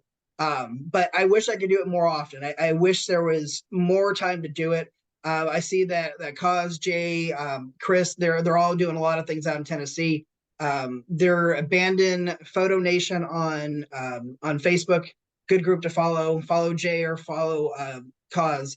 They do a lot of cool stuff. They've been doing a lot of hikes. They've actually been traveling outside of Tennessee. They went to Ohio recently to see one of the sunken ships out there. So they've done actually a lot of cool stuff. Yeah, so they've been to places I wish I could go, but again, like my time that I can do it is close by because I am trying to run a business and I am trying to do all these different things. I'm pretty busy all the time. So I don't get to get out as much as they do. So, and that's always been a problem is that I've always been so busy I can't really keep up with them, which is why we kind of like did our own thing. Cause like Kody, again, you can't go out and no, I got to get in work stuff. I got to be responsible adult. But yeah, so I definitely don't go out as much as I want to. And now I'm kind of chilling out a little bit. Just I got a little bit spooked, like I'm not scared of ghosts. I'm not scared of pretty much anything. But what I am terrified of is being sued. Like I don't want to lose everything I've worked so hard for. And I don't understand why somebody thinks it's okay to even threaten me with that, or even with the allegation or maybe out there. Like I haven't been, but the fact that they can take everything that I've worked so hard for something they care nothing about. Like that really upsets me that people would even go that far for a building they given zero F's about for 20, 30, 40 years. And now all of a sudden now I'm the bad guy. And I don't want to lose everything that does mean something to me for something that meant nothing to them. So I'm kind of like chilling out a little bit. I wish I could do more. And then, a lot of people ask me, well, why don't you get permission? Well, who the hell am I going to ask? Like, if there was a number, I'd call them. But I can tell you right now, like, being a photographer as long as I have been, I've been yelled at and screamed at so many times for even asking permission to take a picture of a building that we don't. Like, it's better to ask for forgiveness than it is to ask for permission, because you're only going to get two responses. You're going to get screamed at and told no, or somebody's going to ask you for an obscene amount of money, which I have been asked, to just shoot it. I'm like, my shit costs too much. I don't, if I'm going to spend $500, it's going to be on camera equipment, not on you to walk into a building you gave nothing about. Now you're just exploiting this because I want to be there. So yeah, it's not as much as I want to is the short answer of that. So, okay. Do you find peace within yourself when you're out doing this stuff? Oh yeah. Like 100%. Yeah. Do you find yourself like connecting with nature while you're out there? Yeah, connecting with nature, connecting with the spirit of the house, of the energy of the house. A lot of times I feel like I'm doing the house a favor, like I'm giving it attention, and you can kind of feel the like I said before, the sorrow, the sadness. Like I definitely feel that every house is its own being unto itself, and it has its own energy. And I feel like, that when you have an elderly person that's been like left behind, and nobody comes and visits them, and then you finally go there to go visit them, and they're just so elated to see like somebody finally is remembering them, that they exist. That's kind of how I feel about visiting these homes. Like I'm visiting the energy of the house. I'm visiting the spirits that have been forgotten about. I'm visiting that. And to me, that brings me peace. And then be able to take the pictures of it. I can look back and be like, look at this, look at how cool beautiful this building is. Even though it's decaying and it's rotting, I found the beauty in this building. And I had such a great experience being there. Like, everyone thinks that we're the bad guy, we're these vandals or these horrible people for trespassing their property. It's like, I'm enjoying it. You forgot about it. You've neglected this beautiful piece of history, and you just let it rot. Like, I'm actually going there and doing something you haven't. And I find so much peace in doing it. Like, it's in my own little world, doing my own little thing, and so, all the little memories that are left behind, the pictures make a story of the families that have been there. I've been in one place back in Tennessee, and it was just off the beaten path, and I walked right in, and I could see like these letters, the letters between the wife and the husband, see the picture, see the grandbabies, see like the notes about how special those grandbabies were to grandma, and it just breaks my heart that people just leave that behind. Like, I can't figure that out, and I feel like when I go in there, at least somebody's enjoying it. The future generations don't have the respect, but at least I've been in there and I can enjoy it. And I love kind of putting the puzzle pieces together of somebody's life that was there, to kind of put that in my brain. Like, I can kind of like see that movie play out, like going through the stuff, and people like, oh, you're rifling through my personal belongings. I'm not rifling. It's like, it's there, it's out in the open. And it's like, I just want to know the story because I can't find the history. I can't call you. Like, if you're the owner, like, I don't know who you are. Like, and like I said earlier about the guy being upset that I upset his mother. It's like, I still want to know her story. Like, I know bad timing to ask, but it's like, I still want to know. Like, that to me is important. Like, the history of the building, like, how did it come to your family? Who built it? Why did they build it? Like, what stages did they build it in? Like, I want to know. And so, like, seeing everything's left behind, and every explorer that's been out there can tell you about all these little bits that are left behind, things that you couldn't imagine. Like, I don't think you'd like leave your grandmother's like, or your mom's like baby boots behind, or like, family photos. Like, so many things just left behind, and I don't understand that. I don't know why people would leave these things behind. I'm like, I get it if you can't restore the building. I understand that that's costly. Totally understand. But why couldn't you just take the stuff out? Why couldn't you be bothered to take the stuff out? Maybe maybe your mom wasn't nice to you, or I don't know. Like, I don't know what the family drama is, but why don't you take it out? I don't get it. So it does bring me peace that I can at least acknowledge that they existed. I can acknowledge that how beautiful this home was that they had. I can still see it through their eyes in sort of a way. And I feel like maybe I'm doing like the spirits and the energy of the house a favor. Not a favor, that's not a word I want to use. I'm kind of like giving them the acknowledgement that they need, the respect. Attention. Yeah. Yeah. So that the pictures left behind kind of makes me sad as well, because the just memories are kind of are always sentimental. And just last year I had a shoebox of pictures of my kids and stuff like that, and I left it on top of my stove like a dumbass. And my dog, I had a puppy at the time who ended up being too obnoxious, and I didn't have the time to train him and stuff, but he went to a good guy. He got out of his kennel and hit the switch on my stove, and I woke up at like 1 o'clock in the morning to a fire alarm. And I came downstairs, and the shoebox is sitting on top of the stove on fire. And I lost a couple of the pictures, and I just sat there, and I sat there on my knees in the kitchen fucking crying.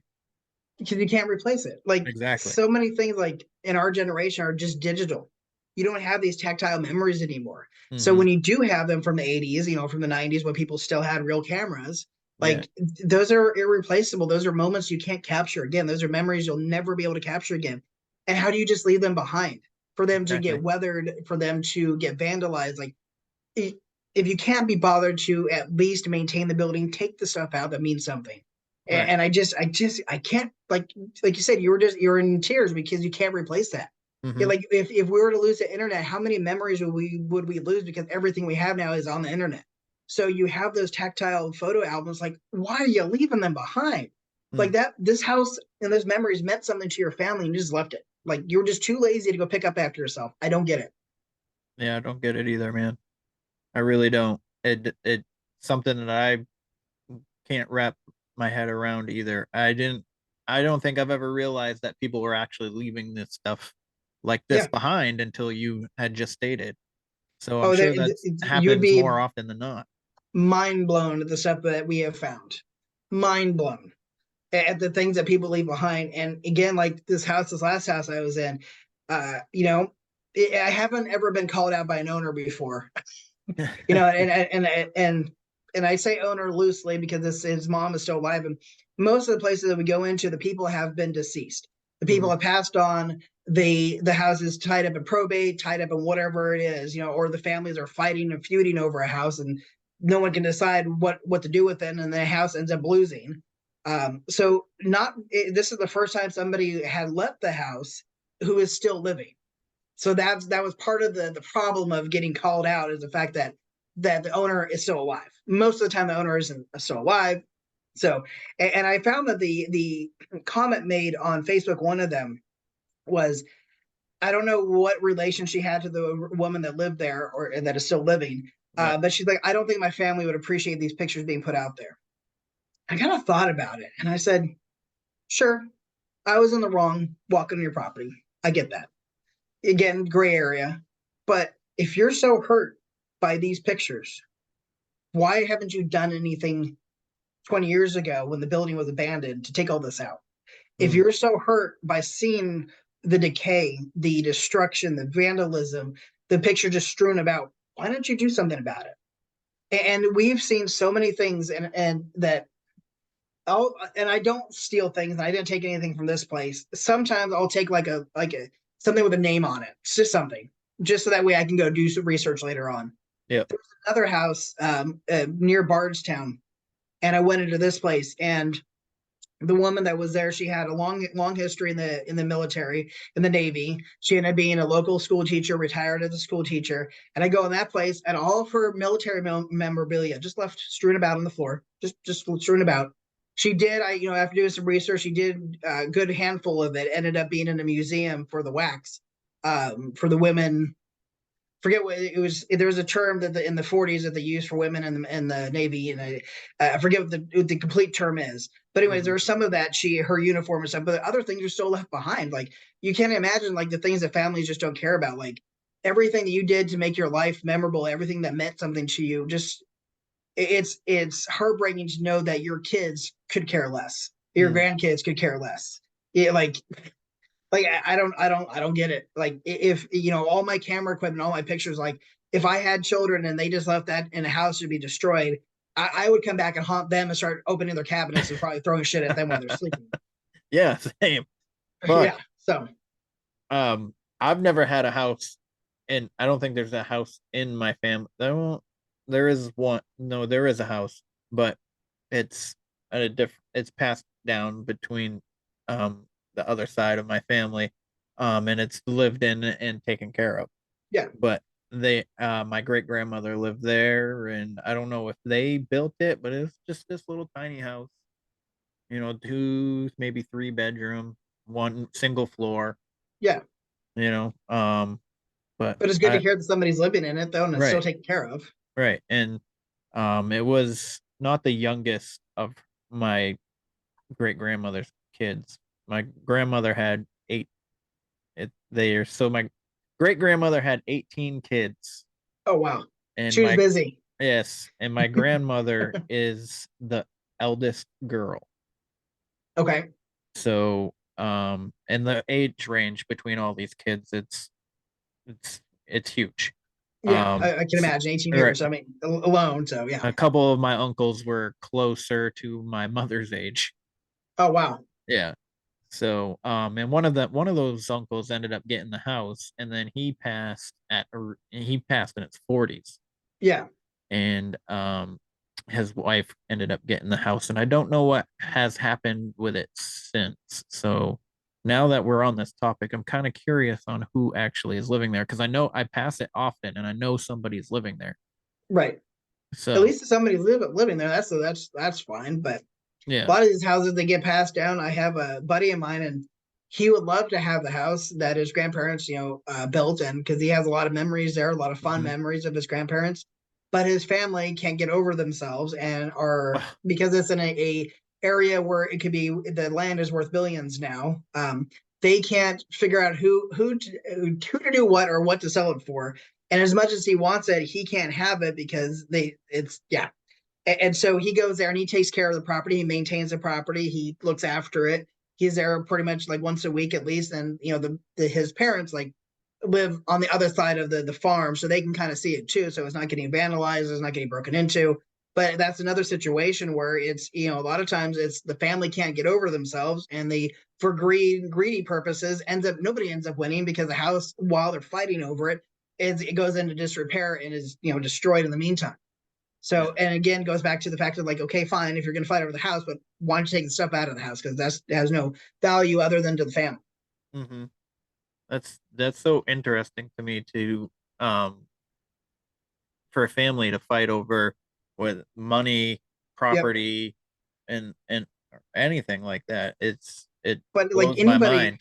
if anybody dies, or people turn to nasty people when somebody dies. Yeah. It happens to so many families where people are, the kind, nice little Mabel, ends up turning into a velociraptor after, so and so passes away, and now she wants whatever goblet or whatever it is. Yeah, death turns people into nasty creatures for the living. Yeah, yeah. It's makes me sad to think about, because I've experienced a lot of death. I'm sure you have loved ones who have passed on and whatnot, and I never go into their places because you got to clean out their stuff. Right. You gotta get their stuff together. You gotta have their affairs in order for their Yep. afterlife, which I think is the most ridiculous thing. You have to pay for you have to pay to be alive, and then you have Yep. to pay to die. Yep. And you have to make So sure that the state doesn't get it. exactly. Yeah. So you And got to put everything in a living trust, and people don't put it in a living trust, and then that's how they end up losing houses. yeah, yep, yep. Oh. Yep.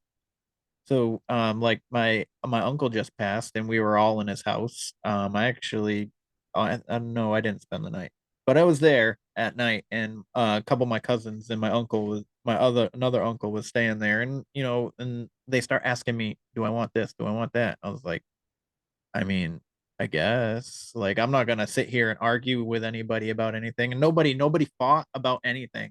Right. The only thing my aunt Jody wanted was, like, I just want his John Wayne stuff. That's it. All his John Wayne collectibles. Yeah.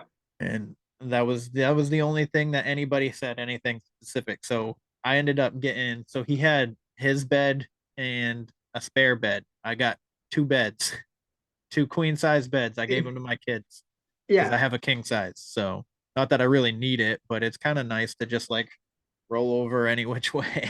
Right. Right. But yeah, no, I got a lot of stuff that I wasn't really expecting, and it was pretty nice. And so, like, just hearing you talk about, families talk, argue, you see that in movies, and you see you in people that you're close with or friends and whatnot, their families. I'm sure there's stories here and there. I've experienced it with Yeah. friends and whatnot, where their families arguing over just this like this meaningless thing. Right. And then they just And start arguing about it and like cat fight. I'm yeah, glad to hear that your family was amicable of like everybody was cool and respectful. And I think that's great. Like I'd love that. Love to hear that kind of outcome than the nasty tales that I end up hearing. So right, yeah. right. I did say one time, I was like, well, if I don't know what's going on with this truck, but I would really love a pickup truck right now. Yeah. But they were like, there's so much wrong with it, you don't want it. I was like, all right, never mind. What kind of truck was it? I can't even remember. I just know Oh. that because he was a EMT. Oh. So, and this guy I had the most respect for in my entire life. He was one of the biggest male role models in my life, and he was gay. Not that, Oh. not that that means anything, Yeah. but it just, it just gives me more perspective Right. on, certain things. And he And said he like, passed in his 40s. no, this is a different uncle. Okay. Okay. He was closer to 70, but he Oh, so had he this was like, like old school EMT. yeah, So yeah, back when they were still using like hearses as ambulances. yeah. And I don't know if you know New England at all, but he lived in New Hampshire, and Okay. he worked in Conway. And it's like, it's not only is there tourism in the summer, but there's also tourism in the winter because, And the fall. yeah, and the Yeah. fall. Yep. So they have ski resorts and whatnot up there, and then you got the lakes in the summer, and then you Yep. got the leaves in the fall. Yeah. But just listening to the stories that they told about him just gave me, like, he was, when I think of what a man should be, is what he was. Yep. So I try, like, and the stories that they tell about him, that oh man, it was amazing to hear. And I'm not gonna go too far into it because I'll probably end up getting emotional. But um, yeah, no, he was Hey, if he the was a John Wayne fan, I know he was a good guy. yeah. So then that kind of says what kind of man he was. That's really respectful. Yeah. So, and he never had kids, obviously his lifestyle, Right. which doesn't deter who he is as a person. Right. Um, but yeah, no, he was probably the one of the biggest role models I've had in my life. I looked up to this guy my whole entire life. And so it was really nice to hear the stories, and it was really nice to actually, get something of his. And Yeah. my To kids kind of got keep. stuff of Yeah. his too. So, and on that note, my son would randomly cry in the middle of the night for a couple months, and I'd be like, "Why are you crying?" He's like, "I miss Uncle Keith." And then I think because he never really got to like experience him, but I think was happening was I think my uncle was visiting him. Yeah, definitely it could be. I mean, kids are always going to be susceptible to that, and it's somebody close to the family, and he was close to you. But as an adult, you can't have that same plane of existence. You can't get in tune with them. So he's probably hanging out with your kids.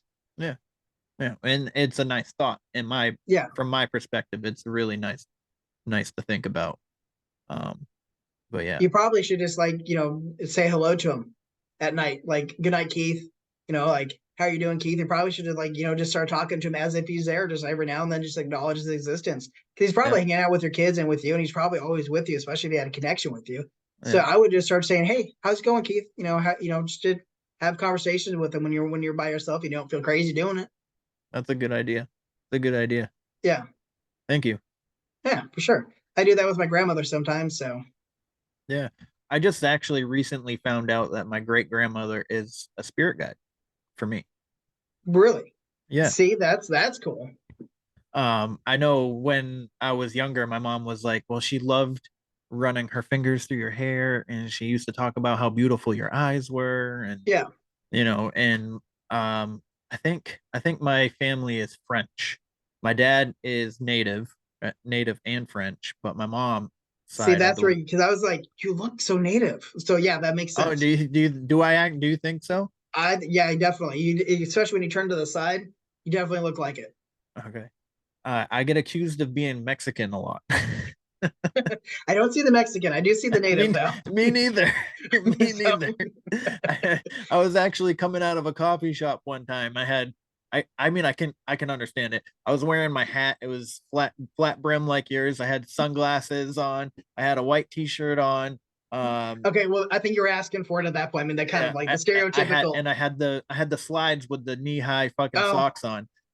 yeah, there. That was it. It was a Yeah, stereotype there. yeah. I They're looked like probably a looking where your 6'4" is at. Like, and this kid drives by and he goes, "Hey, go back to Mexico." And I was like, "What?" my other half, because he's native, he gets accused of that. And he's like, I was here first. What are you talking about?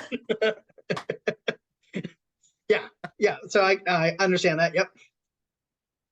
All right, But Kody. We're getting close to 2 hours here. Do you want to plug all your things real quick again? um, yeah. So if anybody wants to chat with me or talk to me about Kentucky history, I would love to hear it. I would also love to hear anybody's like if they've experienced have an abandoned home in their family. I want to know your perspective. Like I can only come up with like things in my head because I don't know the other story, but I'd love to hear other people's view. Like, well, this is why our house is abandoned. This is why we left things behind. I always want to know what that is. So feel free to send me a message on Wraith and Ruins. That's on the Instagram. And then you can also follow Flat Black Media, where I put up some of photography. But if you're looking for abandoned stuff and paranormal, Wraith and Ruins where you want to go. I haven't really kept up with the YouTube page, but that is Photographer Not Vandal.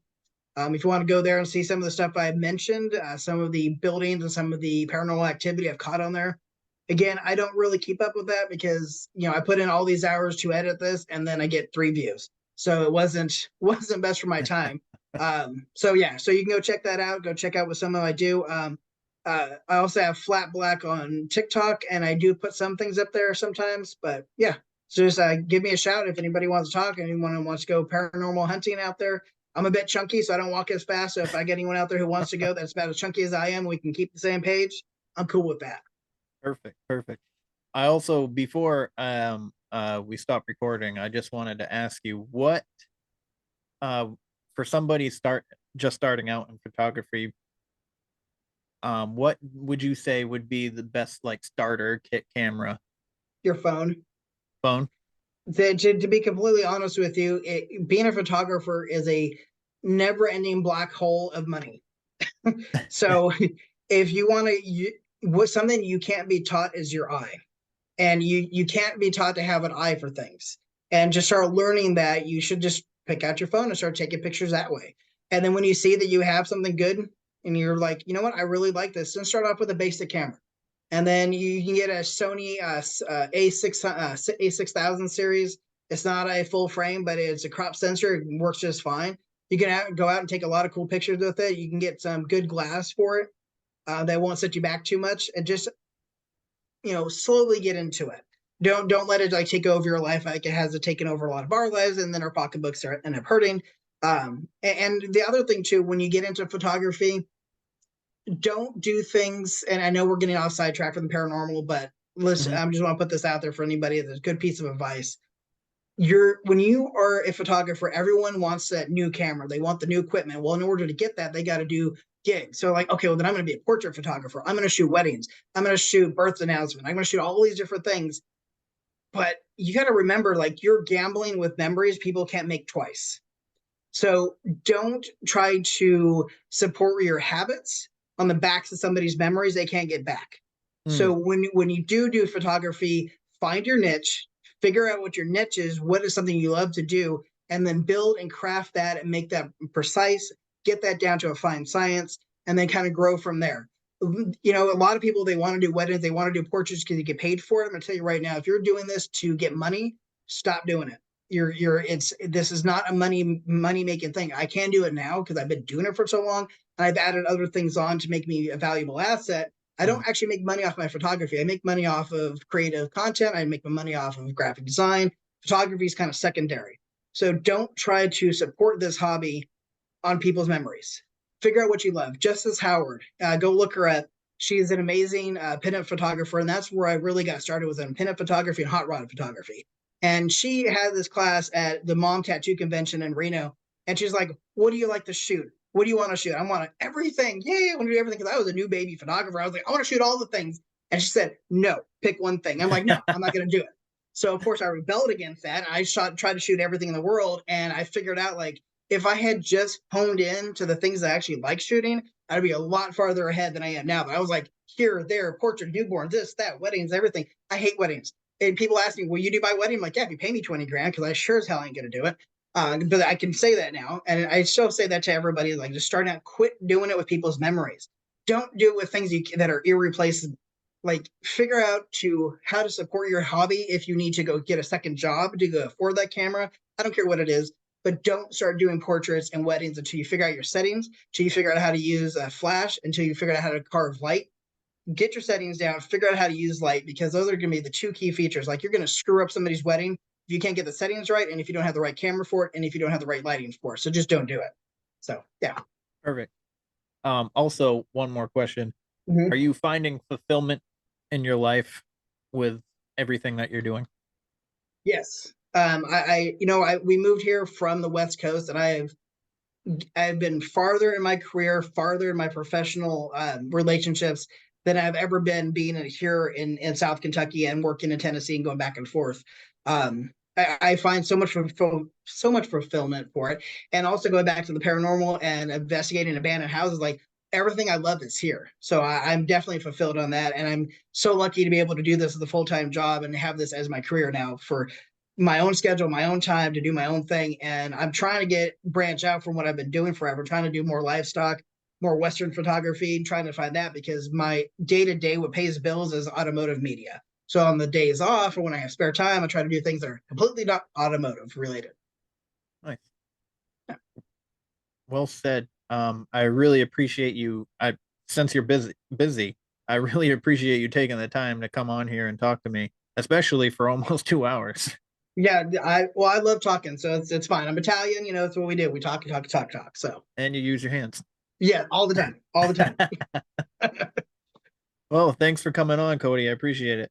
Well, thank you very much. Hit me up if you want to talk about anything. If you need any pictures or stuff, just let me know. So. All right, perfect. Cool. This concludes our broadcast day.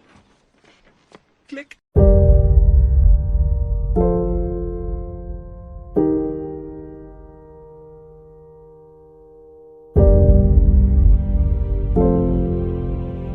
Because in the end, none of us have very long on this earth.